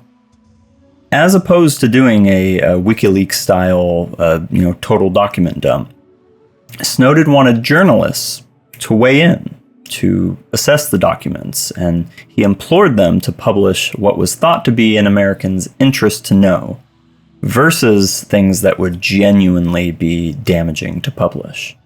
The thing is, I didn't publish documents. I provided them to journalists for a specific reason, which was to remove my own internal biases. Everyone's got biases, right? From the process of reporting. I provided them the information they needed to assess the legality and the effectiveness of these programs, right? I shared things that I did not expect them to publish. I told them not to publish, but they still needed to know because these were things that the government wouldn't tell them, wouldn't share them on their own. And if they were going to not create sort of a pitchfork committee, right, to burn down the NSA, but instead report of where these things actually do work and where they don't work, they had to have a little more visibility. And I required them as a basis, as a condition of receiving access to this archive of material, to never publish any story which they had not made an independent editorial judgment was in the public interest to know, right? They shouldn't be engaged in sort of surveillance pornography here. They should be revealing things because they matter to our democracy. And then going further beyond that, I made them agree that even if they go, we think the public needs to know this, they will show the government that's implicated by these, right? Whether it's the Australian government, the UK government, the US government, or whatever, these stories, give them an opportunity to comment on it in advance of publication. Because there's always the chance that the government or the journalists misinterpret something or don't see the whole story. They don't understand the implications of every document. Maybe there's a cafeteria menu in a document, for example, and that reveals a human intelligence source because one of our guys in some foreign government works in the cafeteria or something. It wouldn't be expected for journalists to know that. But by showing it to the government will immediately recognize that and can prevent that. And it is this reason that I would argue in 2016, we can see no one has died. We constructed a system of checks and balances specifically to mitigate the potential harms while maximizing the public benefit. So I want you to hear a bit about that history from one of the primary journalists that broke the Snowden stories, Snowden Greenwald. Now, fair warning, this clip does include the overconfident, smug, and wrong about just about everything Bill Maher, so just brace yourself. He's obviously still mad at Edward Snowden. He mentioned that. And of course, Edward Snowden gave 1.7 million secret documents to you, which I know you are personally going through right now and deciding what should be released. I can understand why the President of the United States would say, you know, I was elected to this office. How come Glenn Greenwald gets to decide what's classified in America?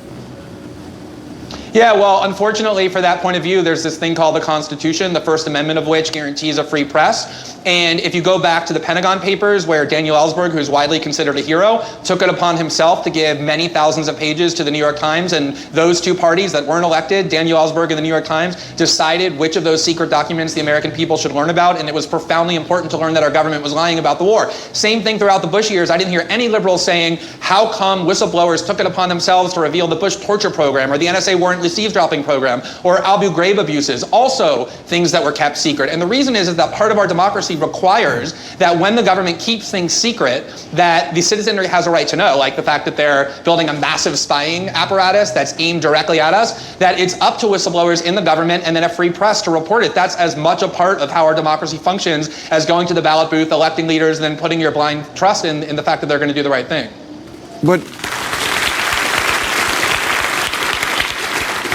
But would you not agree that some things need to be secret? Sure, and that's the reason that although the count that you said before was the number that Edward Snowden gave us is actually a wildly inflated account that comes from the government, but he did give us a lot of documents. And what he said when he did that was, I don't think all of this should be public. There's a lot in here that I'm giving you for your own edification to understand how the system works as journalists, but I don't want this published. And the vast majority of what he gave us, what he gave the Washington Post, hasn't been published yet, and much of it will never be at his request, precisely because the government does have some things that it keeps legitimately secret. But among those things that the government keeps legitimately secret is not the fact that they're collecting everybody's communication data, regardless of whether you've done anything wrong, or the fact that they're able to invade Facebook and Google and Yahoo without any kind of court supervision. Those are the kinds of things that citizens have a right to know in a healthy democracy. Here's a test I implore you all to do.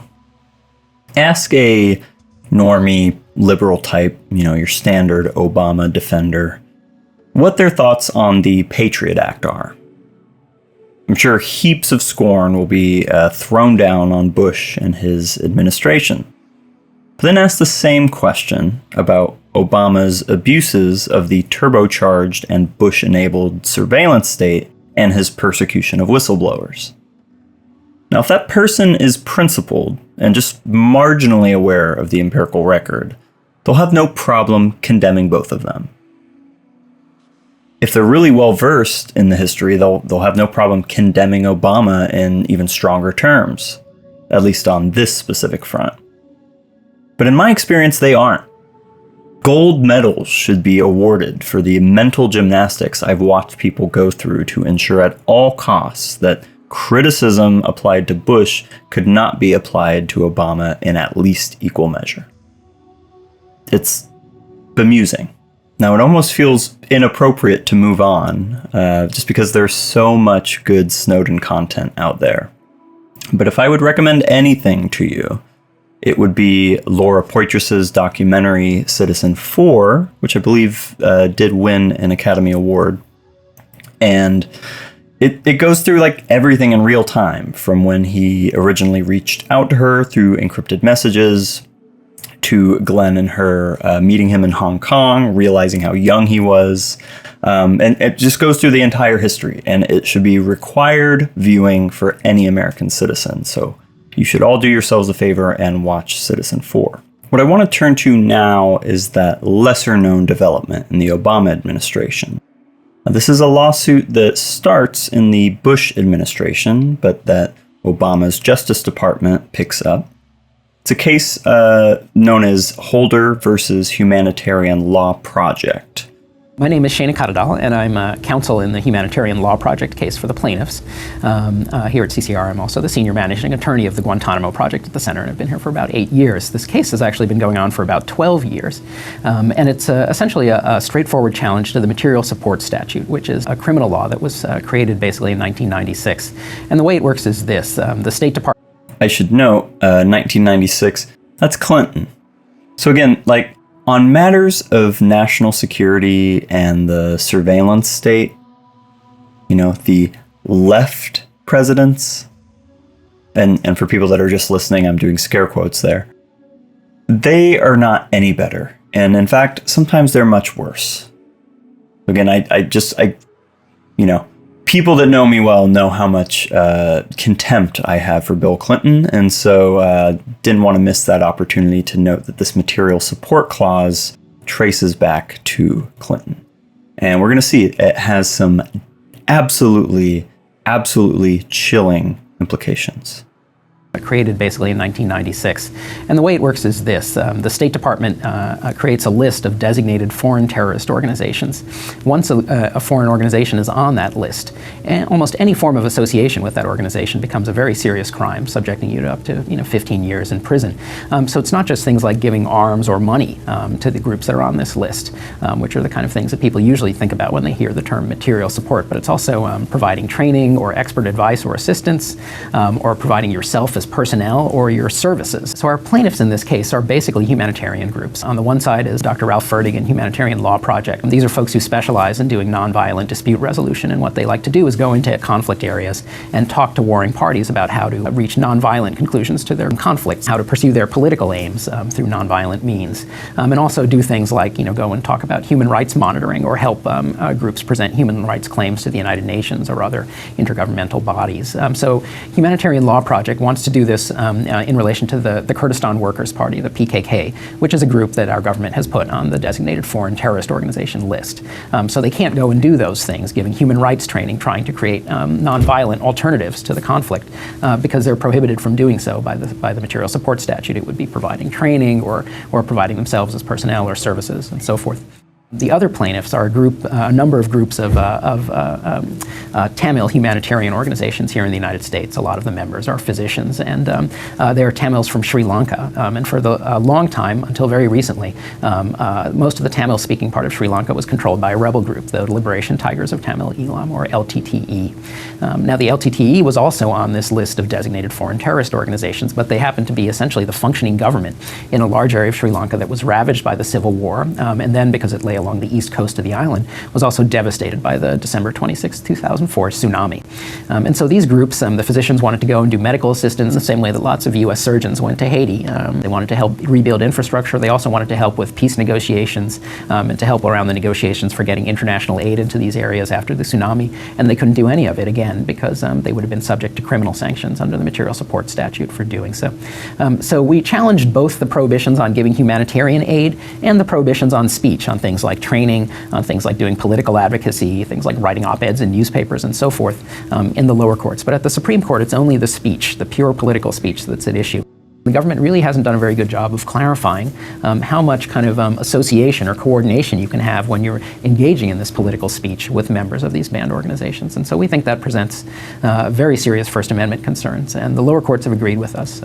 This case has been heard 3 times by the District Court in Los Angeles and 3 times by the Court of Appeals in the Ninth Circuit, and all of the judges have agreed with us that the statute presents kind of insuperable vagueness problems, that the terms are too open-ended and blurry and sort of step on areas that are clearly protected by the First Amendment in a way that ordinary citizens can't really tell what's prohibited and what isn't. It could be, the case that you want to support the lawful ends of the group, as some of our plaintiffs do, but that doesn't make a difference according to the government, and that's one of the things we're arguing for at the Supreme Court. That idea that the government ought not to be allowed to hold someone criminally liable unless that person intended to further the unlawful ends of the organization they were associated with, that comes out of a line of cases reaching back all the way to the 1930s, but primarily in the 50s and 60s, involving Communist Party membership. And these cases, the primary one is United States versus Scales, basically stood for the principle that it was okay to be a member of the Communist Party as long as you didn't intend to further the illegal ends of the Communist Party. And when you think about that, it's really a sort of extraordinary line of rulings, right? The court found, or the government, alleged in those cases that the Communist Party was an international conspiracy, that it had sleeper cells planted in the United States, that it was involved in terrorism, and in most ways, that one can imagine it posed much more of an existential threat to the United States than the threat of terrorism that we're facing now does.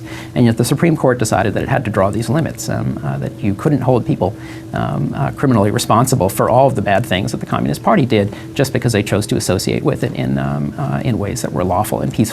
The fundamental problem with any vague statute is that it gives government officials too much discretion to decide who to prosecute, and it allows them to use that in kind of a politically biased way, that decision to prosecute some and not others. We hope that the Supreme Court, which is going to hear the case on February 23rd, is going to agree with the lower courts, and that they might even rule even more broadly and say that when Congress creates a statute like this, it can't make a person liable for the criminal acts of others, say other people who are involved with these organizations. And our plaintiffs are only seeking to engage in speech that furthers lawful nonviolent conduct, and I think the Supreme Court has never held that the government can prohibit that kind of speech from taking place. So that video came before the Supreme Court ruled on the case, and you can kind of see his optimism there, right? He thinks, or he's hopeful that the Supreme Court will come to the same determination that the lower courts did. So let's just see how things ended up playing out. First, we could know very soon whether lending comfort to the president's critics can lose you your job in the military's top command. What we already found out this week, from the Supreme Court no less, was that lending assistance, even humanitarian assistance and advice, to groups on the State Department's terror list can land you in jail for a very long time. The Supreme Court ruled on the 12-year-old case of Holder versus Humanitarian Law Project, in effect against a group accused of providing expert advice and training. This comes on top of already controversial material support clauses in the PATRIOT Act, now speaking to or even possibly allowing a deemed terrorist to speak could be grounds for prosecution. So, will the New York Times be liable for printing op-eds from Hamas, a democratically elected party, lest we forget? Could humanitarian organizations be criminally charged for aiding civilians in places like Gaza? What about the World Cup? If the ANC had never made it off the State Department's terror list, what then? Coming up with us to explain it all and lay out the case, Shana Kadidal will join me. He's Senior Managing Attorney of the Guantanamo Global Justice Initiative at the Center for Constitutional Rights. Here's some news. It's an easy way to go after a lot of these terror groups, to accuse them of and prosecute them for supporting larger terror groups like Al-Qaeda. So it's going to make it much easier in the future for the government. Which is definitely good news. We're looking to talk to terrorist organizations to try and talk them into behaving peacefully. One might argue that that would be a futile conversation, and it probably would be. But it should be a protected conversation under the First Amendment. That's not right. That's, I submit, inconsistent with the spirit and the tenor and the meaning of the First Amendment. Well, Shana, we looked high, far and wide, and that's the kind of potpourri of the coverage that we found of this case. An important one didn't get, I don't think, the attention it deserves. Just for clarity, because it's not all that clear, the first two voices you hear in that clip are CNN reporters sounding pretty positive about the Supreme Court's decision. The last voice is actually a critic, but he's on Fox. What do you make of how this case actually been discussed? And then we'll get to the decision. Sure. Well, I think in a lot of the discussion, people don't really understand what kind of assistance our plaintiffs wanted to give.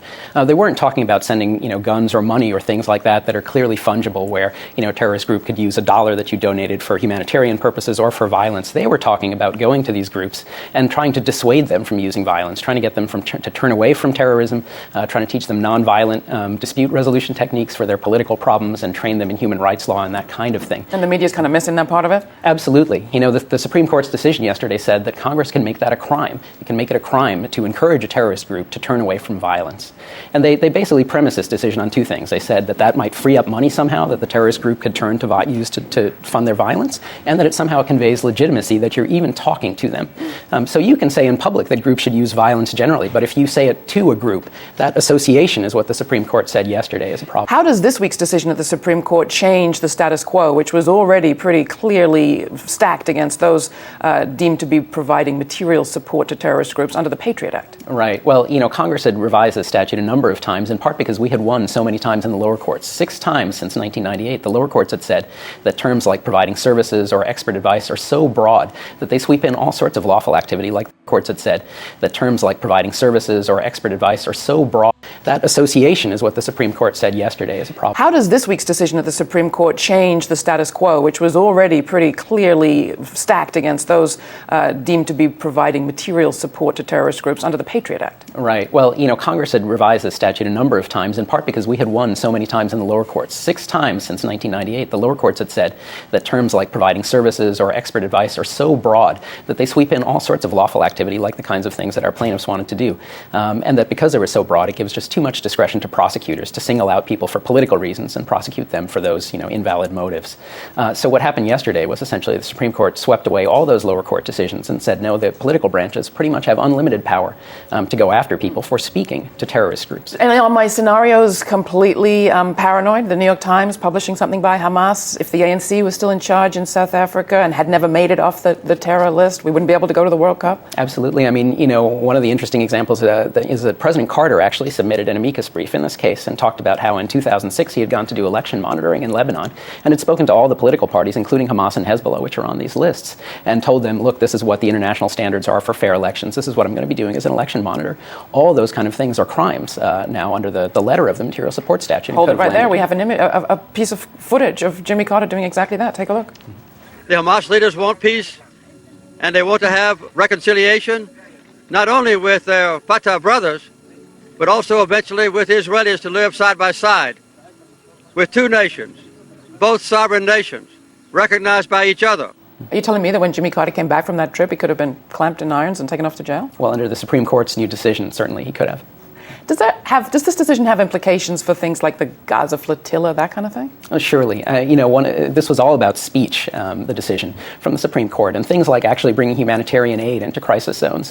That wasn't even something that there was a question about whether or not the government could stop you from doing that. So even if you're bringing comfort, so-called, to civilian groups living in contested territory or living under a regime they may never have voted for, never had a good word to say about, they could still be criminalized? Yes. I mean, half of our plaintiffs here wanted to do humanitarian aid in parts of Sri Lanka where the de facto government was the Tamil Tiger organization, which is on the list, and to do any sort of humanitarian aid, to bring medical services, to bring food into this area that was ravaged by the Civil War and then doubly ravaged by the tsunami in 2004. You'd have to deal with the de facto government on the ground. And so many people, really tragic in the wake of the tsunami, couldn't go there and bring their expert skills to help the civilian population. You think about what happened in Haiti with doctors going down there after the earthquake. All of that sort of thing is banned. Is there any chance that with the new appointments to the Supreme Court, any of this could change? What do we know, for example, about the positions of Elena Kagan? Well, I suppose we don't really know anything about what she actually believes, but she argued this case for the government. And, one of the amazing things that she said during the argument was that submitting an amicus brief, a friend of the court brief in a case, could land you on the wrong side of this law. So let's say an organization is challenging whether it even belongs on the terrorism list, and you, an outside party, come in and say, I think, they're right, they don't belong on the list. You could be prosecuted for providing material support. Could you be prosecuted for doing the work that you do? Well, that's the interesting question. The Supreme Court was very interested in this. A lot of the justices asked her questions about it. And what she said was, if you have a constitutional right to be vindicated in court, then you're entitled to have a lawyer represent you. The lawyer isn't providing services to you, a terrorist organization, and the lawyer can't get in trouble for that. But when you think about the Guantanamo litigation, it took us 7 or 8 years to establish that there was any constitutional right to get into court and challenge your detention as a quote-unquote enemy combatant. So all of us lawyers involved with this work could have been risking our necks. One of the reasons that I wanted to highlight this case is its significance. The case marks one of only 2 times in First Amendment jurisprudence that a restriction on political speech has overcome strict scrutiny. Now, strict scrutiny, for those who may not know, is a standard in U.S. constitutional law. It holds that a challenged law, in this case the material support statute, as presumptively invalid unless its necessity in advancing a compelling state interest can be demonstrated by the state. In addition, the government must demonstrate that the law is narrowly tailored to achieve that compelling purpose, and that the least restrictive means to achieve that purpose are used. Failure to meet this standard will result in striking the law as unconstitutional. So, the Supreme Court upheld this material support statute, which lower courts siding with the plaintiffs found to be vague. And the Supreme Court did this because encouraging terrorist groups to resolve political disputes through nonviolent means and encouraging international standards and procedures in some way legitimates these groups and frees up their resources. And the United States has a compelling state interest to fight terrorism abroad and protect national security. Moreover, this statute achieved this in a narrowly tailored way, using the least restrictive means to achieve said purpose. Consider this from the New York Times.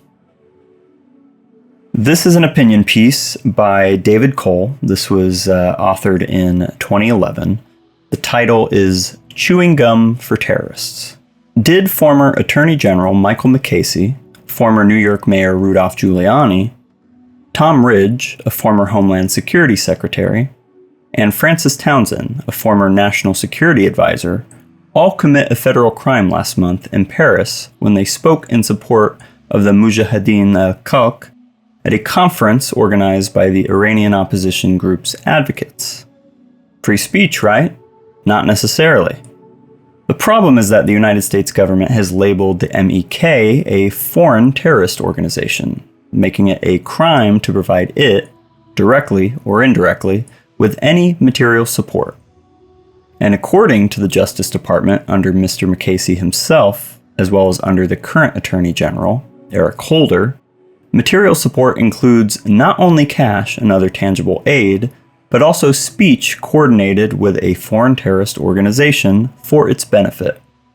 It is therefore a felony, the government has argued, to file an amicus brief on behalf of a terrorist group, to engage in public advocacy to challenge a group's terrorist designation, or even to encourage peaceful avenues for redress of grievances. Don't get me wrong. I believe Mr. McCasey and his compatriots had every right to say what they did. Indeed, I argued just that in the Supreme Court on behalf of the Los Angeles-based Humanitarian Law Project, which fought for more than a decade in American courts for its right to teach the Kurdistan Workers' Party in Turkey how to bring human rights claims before the United Nations and to assist them in peace overtures to the Turkish government. But in June, the Supreme Court ruled against us, stating that all such speech could be prohibited because it might indirectly support the group's terrorist activity. Chief Justice John Roberts reasoned that a terrorist group might use human rights advocacy training to file harassing claims, that it might use peacemaking assistance as a cover while rearming itself, and that such speech could contribute to the group's legitimacy and thus increase its ability to obtain support elsewhere that could be turned to terrorist ends. Under the court's decision, former President Jimmy Carter's election monitoring team could be prosecuted for meeting with and advising Hezbollah during the 2009 Lebanese elections. The government has similarly argued that providing legitimate humanitarian aid to victims of war or natural disasters is a crime if provided to or coordinated with a group labeled as a foreign terrorist organization, even if there is no other way to get the aid to the region in need. Yet the Times recently reported that the Treasury Department, under a provision ostensibly intended for humanitarian aid, was secretly granting licenses to American businesses to sell billions of dollars worth of food and goods to the very countries we have blockaded for their support of terrorism. Some of the humanitarian aid exempted? Cigarettes, popcorn, and chewing gum. Under current law, it seems the right to make profits is more sacrosanct than the right to petition for peace, and the need to placate American businesses more compelling than the need to provide food and shelter to earthquake victims and war refugees. Congress should reform the laws governing material support of terrorism. It should make clear that speech advocating only lawful, nonviolent activities, as Michael McCasey and Rudolph Giuliani did in Paris, is not a crime. The First Amendment protects even speech advocating criminal activity, unless it is intended and likely to incite imminent lawless conduct. The risk that speech advocating peace and human rights would further terrorism is so remote that it cannot outweigh the indispensable value of protecting dissent. At the same time, Congress also needs to reform the humanitarian aid exemption It should state clearly that corporate interests in making profits from cigarettes are not sufficient to warrant exemptions from sanctions on state sponsors of terrorism. But Congress should also protect the provision of legitimate humanitarian aid, food, water, medical aid, and shelter in response to wars or natural disasters. Genuine humanitarian aid and free speech can and should be preserved without undermining our interests in security. Obama's Justice Department did not have to appeal the lower court's decision, which largely sided with the Humanitarian Law Project. Now, of course, I can't canvass the entirety of Obama's presidency in much of the same way I couldn't canvass the entirety of Bush's. I mean, that's partly an indictment itself, right? Like, the abuses were plentiful. We can't even get to them all here. But Holder versus Humanitarian Law Project is significant in the age of Trump. So let's get to some of the most egregious of the threats and learn why precedent set by previous administrations helps enable the Trump administration in extremely chilling ways. So let's go ahead and start with the National Security Presidential Memorandum 7, or NSPM 7. I'll be using this clip from Democracy Now!, in which Amy Goodman is interviewing investigative reporter Ken Klippenstein, who breaks this down for us. This is Democracy Now!, democracynow.org, the War and Peace Report. I'm Amy Goodman. Attorney General Pam Bondi's ordered the FBI to compile a list of what the Justice Department is calling domestic terrorist organizations. Last week, Bondi sent a memo to all federal prosecutors and law enforcement agencies targeting a wide range of people, including those who hold what she calls, quote, extreme views in favor of mass migration and open borders, adherence to radical gender ideology, anti-Americanism, anti-capitalism, or anti-Christianity, unquote. The memo also targets people who show, quote, hostility towards traditional views on family, religion, and morality, unquote. The investigative journalist Ken Klippenstein published a copy of Bondi's memo on his Substack page on Saturday. Klippenstein notes Bondi's language echoes a national security presidential memorandum issued by President Trump known as NSPM 7, to target nonprofits and activists. Trump signed the directive in September in the wake of the murder of right-wing activist Charlie Kirk. Ken Klippenstein, thanks so much for being with us from Madison, Wisconsin. Why don't you tell us how you got a hold of this memo? Well, it was provided to me by somebody who I can't really say much more than had access to it. And what it was an implementation order for that NSPM. Again, ordinary people with a conscience that believe the public has the right to know. So I'm very grateful for the types of people that give Ken Klippenstein this sort of information. Should be very grateful to them.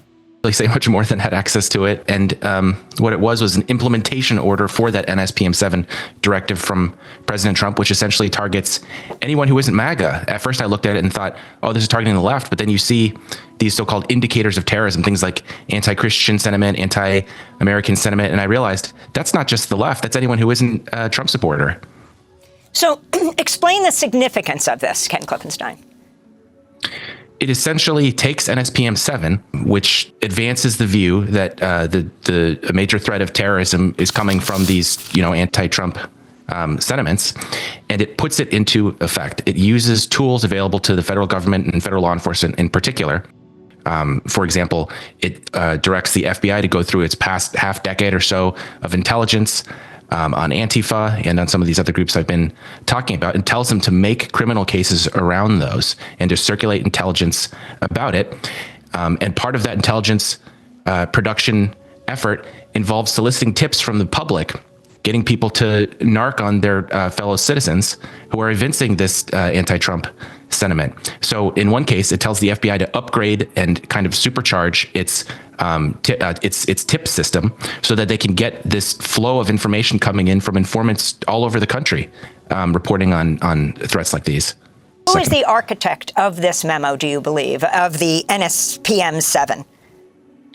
I would say it's not a person so much as an incident, which was the murder of Charlie Kirk. As national security officials described to me shortly after the murder, the very next day there was a war room convened by the White House And I think kind of unofficially taking point on this was President Trump's Homeland Security Advisor, Stephen Miller. And he kind of orchestrated, along with all these other national security appointees, how are we going to respond to this? And the decision was made that we would make anti-Trump sentiment tantamount to this terrorist threat, and we were going to prosecute it as such. So I guess I would say, if I was to point to one single person, I would say Stephen Miller. But this is really an attitude held by a lot of people in the administration, which I think is genuine fear in the wake of that shooting, that something like that might happen to them. And so we have to create a response. And what that is essentially the same sort of response to 9/11, but in this case, it's directed at Americans. I want to list those off again for you. Anti-Americanism, anti-capitalism, anti-Christianity, support for the overthrow of the federal government, extremism on migration, race, and gender, and opposition to traditional American views on family, religion, and morality. These are indicators of terrorism. A big theme on this channel is the difficulty in both empirical and normative debate, let alone the agreement that might come from that type of dialogue, given our varied and indeterminate use of language. With that in mind, how in the world can they be serious about this? There were American founding fathers that were anti-Christianity, right? Thomas Paine. By what normative standard are we making the determination that a view on migration, race, or gender is extreme? What constitutes traditional American views on morality? Does that include people like John Henry Hammond, the pro-enslavement mudsill theorist? Is that traditional American morality? Would opposition to his odiousness be cast as opposed to traditional American values? This is insane. This is incredibly chilling. So the memo targets organizations, not only formal NGOs, but also book clubs, community, mutual networks, mutual aid networks, online forums. Yeah, that's exactly right. And it uses the phrase organizations and entities, which can mean individuals. So again, it can't be overstated how sweeping a directive like this is. This isn't targeted, and to the extent that it's being reported as directed at Antifa, I think it's important to remember, Antifa may not exist as such, but it includes a lot more than that. It also describes people opposed to immigration enforcement, which if you look at polling is like, the way in which immigration enforcement has been rolled out under this administration, that could describe half the country or more of it. So this is really much bigger than just Antifa. And to the extent that Antifa means anything, the administration defines it in its own way, which is different than how a lot of people would define Antifa. So it's really important to understand that. I mean, we just did a segment on the Pentagon bombing boats without evidence of them being, as the Trump administration calls them narco-terrorists. They're talking about foreign terrorists, so-called. So here you're talking about a domestic terrorist network. Are we talking about no trial, no paid-for accusations? How does this work? Yeah, I mean, the business of counterterrorism is a very ugly business. It is essentially pre-crime in the sense that you are authorized to go and make investigations without the usual predicate that you would need of someone having committed a crime or finding evidence that suggests someone committed a crime. In counterterrorism, the theory behind it is that the threat is so great that we need to suspend those ordinary evidentiary standards for premising an investigation. And instead, all you need are these so-called indicators. And the Trump administration is defining those indicators as a lot of these groups we've just been describing, which can apply to millions and millions of Americans. These are very mainstream views, opposition to immigration enforcement in the way in which it's been carried out this year. So the dragnet has gotten far wider. I mean, after 9/11, these tools were pointed at groups like Al-Qaeda and ISIS, and to, unfortunately, some extent, just American Muslims caught up in this dragnet. But they've widened this to include far larger sets of people. And so what we're really seeing is the global war on terror coming home and becoming a domestic war on terror. I hope I've done enough in the way of demonstrating my principles here. Right? I'm applying this critique to many different administrations. And I just say that because if you're somebody that, bangs on about the state abuses from the Obama administration, then I really hope you're piping up when presented with this evidence from the Trump administration. You can't selectively be outraged about one and not critique the other. You have to apply the critique to both. Now, I want to move to this next clip because it's incredibly important, and it provides a window into the type of state repression we can expect when we practice dissent. It'll highlight a first ever novel application of the Material Support Clause to citizens branded domestic terrorists. And we'll also see unprecedented behavior by the judge issuing their sentences. This is Democracy Now!, democracynow.org. I'm Amy Goodman with Nermeen Shea. We turn now to a case that's been widely seen as a test case of the Trump administration's crackdown on dissent. On Tuesday, a federal judge in Texas handed down unusually harsh sentences ranging from 30 to 100 years to a group of anti-ICE protesters convicted of terrorism charges in March. Federal prosecutors had accused the 9 defendants of being members of a North Texas, quote, Antifa terror cell for attending a protest outside the Prairieland ICE jail on July 4th of last year, during which fireworks were set off and a police officer was shot and wounded. Among those sentenced was Daniel Sanchez Estrada, who wasn't even at the protest. He received a 30-year prison term for conspiracy to conceal documents after he moved a box containing anti-fascist magazines and pamphlets. Another protester, Autumn Hill, received a sentence of 50 years after being convicted of rioting, providing material support to terrorists, conspiracy to use and carry an explosive, and use and carry of an explosive device, which was fireworks. This is Hill's wife, Lydia Koza, speaking after the conviction in March. Federal prosecutors in this case told a panel of Northern District of Texas residents with a straight face that lighting off fireworks on the 4th of July was terrorism, was a riot.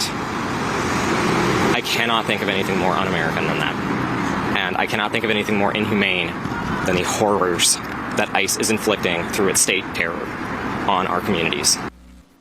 Acting U.S. Attorney General Todd Blanche welcomed the unusually harsh sentences, writing that, quote, Antifa terrorists who attack law enforcement and federal facilities will face swift and uncompromising justice. Their violent extremism has no place in our country, and the Department of Justice will continue to aggressively investigate, disrupt, and prosecute those who threaten law enforcement officers or undermine the rule of law. And their violent extremism has no place in this country, right? Undermining rule of law. It's a really curious thing because we live in the United States of America, right? And I think people like Todd Blanche probably fancy themselves as patriotic Americans. So let's think on it for like 2 seconds. What was the Revolutionary War, if not an act of extreme violence that was threatening the rule of law, right? At the time, right? The British monarchy. So we all recognize that violence can be used to achieve a moral end. Now, not all of us, endorse it, but we can all imagine cases where violence was used for a moral end, right? So it's just interesting. It's curious. I'm not comparing the Revolutionary War in this case, as if they're the same thing. But what I am doing is drawing your attention to that fact, right? Like Todd Blanche is fine with the violence, the extreme violence, and the threat to the rule of law that got the American Revolution off the ground, I would think. It's like once things have moved forward in time enough, then it's like we're okay with it. But at some point, we're all going to have to get really serious about this conversation because there's just so much unthinking hypocrisy and naivete that surrounds it, and it baffles me. Former U.S. Marine Corps reservist Benjamin Song, who was convicted of the shooting, received a 100-year sentence. In a statement, he said he only fired his rifle because he believed the officer was about to shoot another activist. Song said others had been punished just for knowing him, adding, quote, "This is mass punishment, collective punishment. This is guilt by association. This is injustice." For more, we're joined now by 2 guests. Sufia Khalid is Deputy Director of the National Security Criminal Defense Center at the Muslim Legal Fund of America, joining us from Dallas, Texas. Terrace. She represents one of the Prairieland defendants, Marcela Rueda, at the sentencing on Tuesday and will be representing her on the appeal. Rueda received a 70-year sentence for her alleged role in a noise demonstration outside the Prairieland ICE jail that the government charged as material support of Antifa terrorists, and an obstruction charge for allegedly asking her husband to move boxes of zines, magazines, after her arrest. Explain what took place in this courtroom, what your client now faces, as well as the others. What happened on Tuesday it's shocking to all of us, devastating to the families. 50 to 100-year sentences. Those are essentially life sentences for all of the young people in this case, largely of whom were engaged in nonviolent protest at an ICE detention facility. How did we get here? So the government in this case sought a novel, first time that this has happened, use of a rarely used statute, the provision of material support to terrorists. And that has not been used in the purely domestic context for this kind of conduct. That statute also does not require any connection to a domestic terrorist organization or any kind of a domestic terrorist organization. When the government sought prosecution under this statute, they sought to seek a very dangerous precedent that now allows them to target any American engaged in protests that results in even the most minor damage to property destruction. Any American can be targeted that way now. It does not require ties to Antifa or to any domestic terrorist organization. It just requires one of these underlying statutes. That's a dangerous precedent, and what allowed them to stack these charges so high on Tuesday. On Tuesday, what happened is the federal sentencing, people were anticipating maximum sentences of 20 years, maybe 30 years. The way they reached this sentence is the judge used this very rarely used and the most extreme federal sentencing guideline called the terrorism enhancement to inflict maximum sentences on every count of conviction for these defendants, and then abused his discretion to do something that is very rarely done in cases like this. He ordered each sentence to be served consecutively, not concurrently, resulting in sentences from 50 to 100 years in these cases. That terrorism enhancement that I mentioned only requires that the offense is calculated to influence or affect the conduct of government through intimidation or retaliation. That's a very, very broad, has a very broad application, and the government in past recent years has sought that in a lot of these prosecutions that people don't pay a lot of attention to, and so now it's very broadly applied. Seeking it in this case meant that the guidelines, this sort of federal sentencing structure that's supposed to tailor a sentence to each defendant. My client, for example, a young mother to a 12-year-old daughter, an artist, a poet, never been in trouble with the law, never even missed a parking ticket. The sentences are supposed to account for all of these unique situations. The fact, that she has no criminal history. But the terrorism enhancement undoes all of that. It recommends a maximum sentence on every charge for every defendant. That's how it operates, because it automatically designates them as a career offender. It's particularly abusive in this case, though, because it results in a significantly unwarranted sentencing disparity in the United States amongst defendants that have been convicted of similar conduct. Now, in these kinds of cases where the government is bringing a novel charge under a rarely used statute and terrorism, you may only have a couple or a handful of cases that are relevant to kind of distinguish your client or show where the expected range should be. But in this case, we actually had 1,500 plus very recent federal prosecutions related to similar conduct that should have informed what these sentences should have looked like. And that was of the January 6 defendants. The January 6 defendants were involved in rioting, carrying massive arsenals of weapons, lots of discussions ahead of time that didn't exist in this case about targeting law enforcement, wanting to kill members of Congress, them actually storming the Capitol.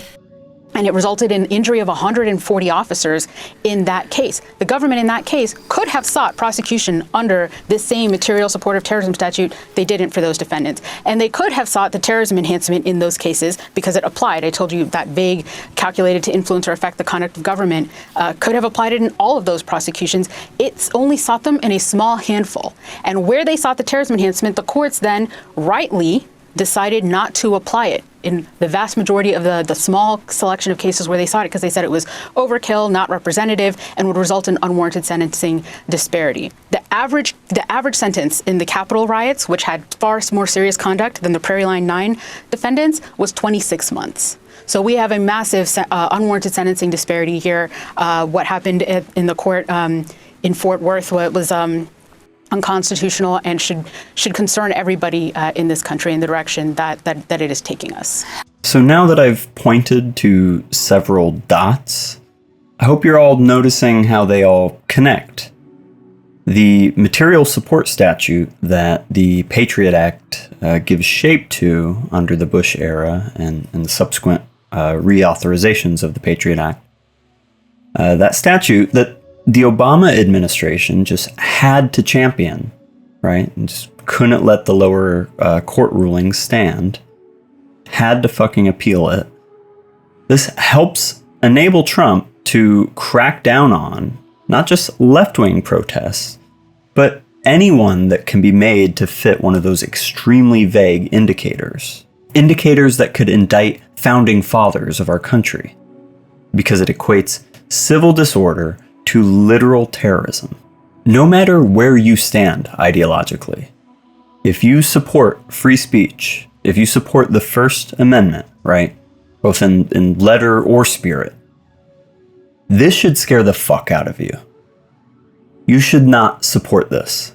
Sophia, could you talk about this sentencing in the context of a presidential memo issued by Trump in September 2025, that is to say, the National Security Presidential Memorandum 7, which is titled Countering Domestic Terrorism and Organized Political Violence?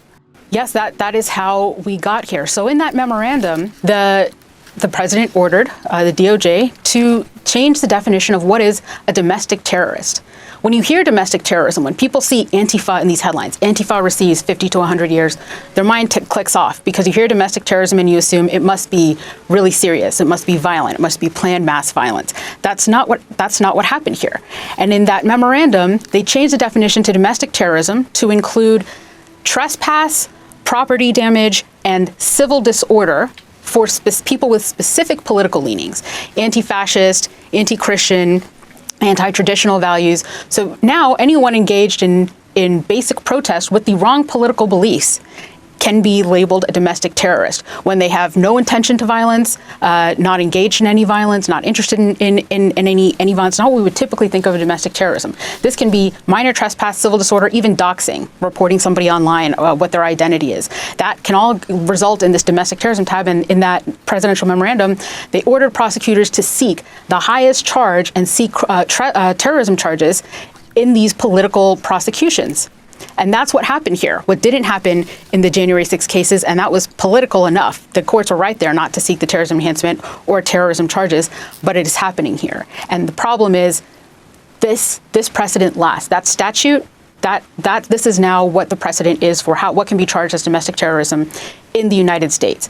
The administration changes every 4 years. So this will be applied to both sides. So it concerns every American. If you're left, if you're right, if you're in the middle, this concerns everyone. A government that punishes its nonviolent critics 10 times more harshly, actually in this case 30 times more harshly than its violent insurrectionist supporters, is not a democracy in any meaningful sense. The disparity in the sentencing between this case and January 6 is wild. It's striking. Like, just comparing the scope and the scale of both incidents. Absolutely wild. But again, like, this is very broad. And you saw the sort of everyday folks that showed up to protest ICE in places like Minnesota. So your non-ideologues aren't exempt. Show too much camaraderie with a protester who gets too passionate and you could be a terrorist. Move your wife's fucking political zines and you could be conspiring to commit terrorism. I'm not cavalier with my language, or at the very least I try very hard not to be. This is un-American. Full stop. Bold, underline. I don't see how you come to any other conclusion but that. As is the continued surveillance of Americans who fit these so-called indicators. Operation Puppet Master. That's the name of an expansive surveillance program launched by the federal government against activists, left-leaning political organizations, labor unions, and other groups in Minnesota last winter, as hundreds of thousands of residents joined protests demanding an end to the violent mass deportation campaign in the state by ICE and other federal agencies known as Operation Metro Surge. The spying program was launched by HSI, Homeland Security Investigations, 4 days after federal agents shot and killed Alex Preddy, a nurse and protester, and just weeks after agents shot another protester, Renee Good. The spying program came to light in court documents filed in federal district court in Minnesota and first reported on by the New York Times. The documents were filed by defense attorney Kevin Rich in the federal case against 15 purported Antifa members. Minnesotans accused of conspiracy to, quote, impede or injure federal officers and to, quote, violently oppose immigration law enforcement. Rich represents one of the accused, Isaac Sant.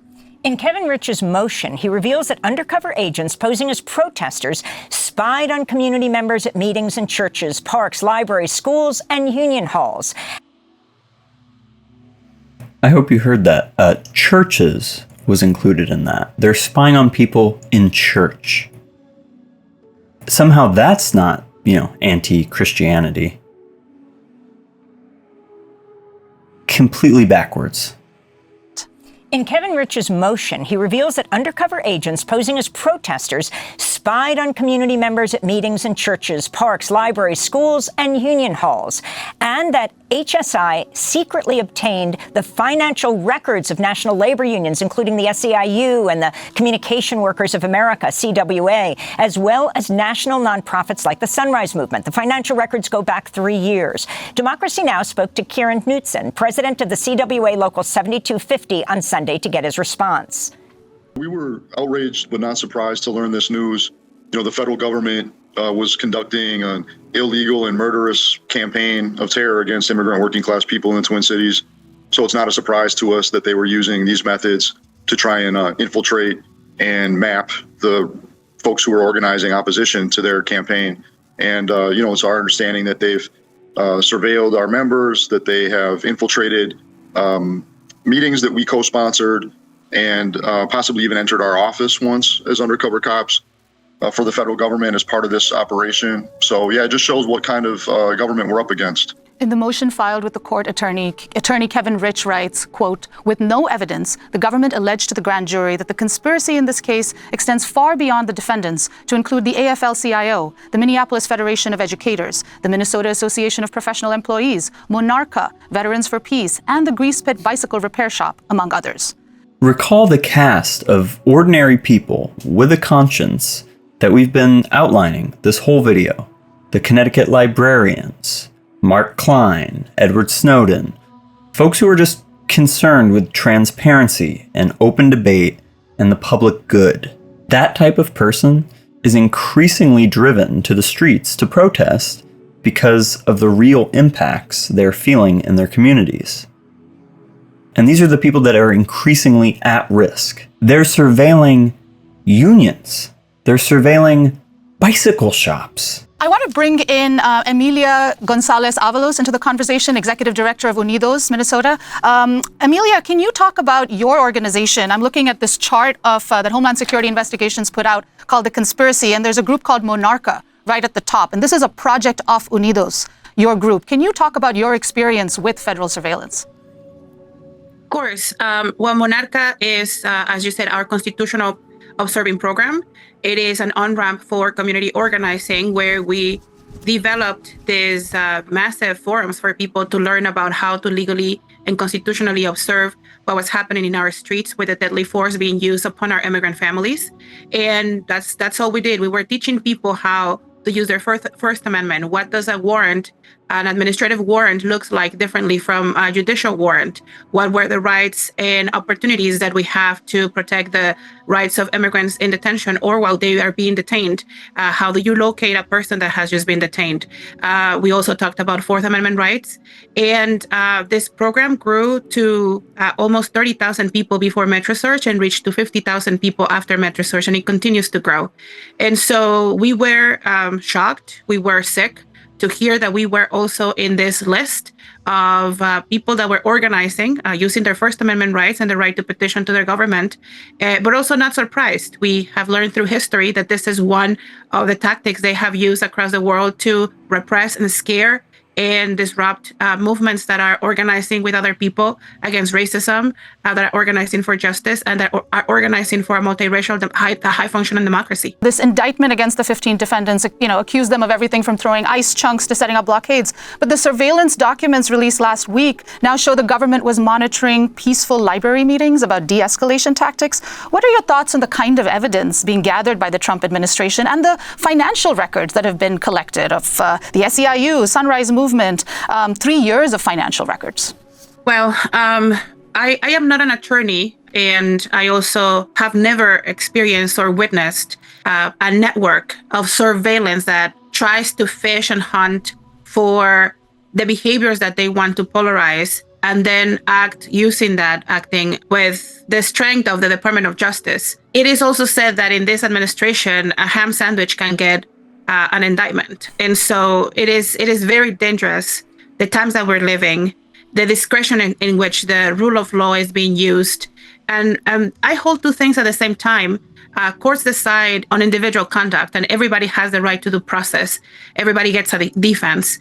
And a government that puts a bicycle collective and a teachers union and a network of regular people like Unidos on a conspiracy chart, in my opinion, loses the right to be believed about who the dangerous people are. But in a very real way, we should sort of be proud of that charge, right? Like, who are the dangerous people, really? As far as the state is concerned, it's an informed, compassionate public. It's always been their biggest worry. Snowden talked about consent of the governed. Well, returning to the founding of America and the centrality of the First Amendment, we should do well to remember that the natural, inalienable rights exist in part to ensure tyranny doesn't sweep over the land. And we can only think earnestly about that question when everyone is allowed to entertain it publicly and foolishly, right? Because attending to your own voice in isolation is one form of discourse. But when it rubs up against the blade of public scrutiny, it's all the stronger for it. And the blade's somehow sharper in return. That's all I have for you today. I realize it was a very clip-heavy episode, but I do think it's all very, very important. And I wanted a lot of these folks to just speak for themselves. I obviously have a point of view. My value is piecing this all together for you. So I hope that I've done a good job. You can let me know in the comments. And again, I obviously can't canvass the totality of each of these administrations' overreach and attacks on free speech. But what I tried to do was paint a picture. Tell a story about how in each of these administrations, concrete steps were taken to make us less free and to increase the tension between state apparatus and the public. You know, whether we think of that as just ordinary citizens that want to be able to talk about things with their fellow citizens, whether that's journalists that want to report on the abuses of the state, or whether it's, NGOs that just want to do their job and want to convince terrorist groups to not commit terrorist acts. And if there's one thing I want to end with, it's, I guess, pushing back against a sentiment that I do come across from time to time. You heard this a lot during the Snowden reporting, right? Like, oh, okay, well, the NSA is, watching everything we do. I have nothing to hide, so go ahead, spy away.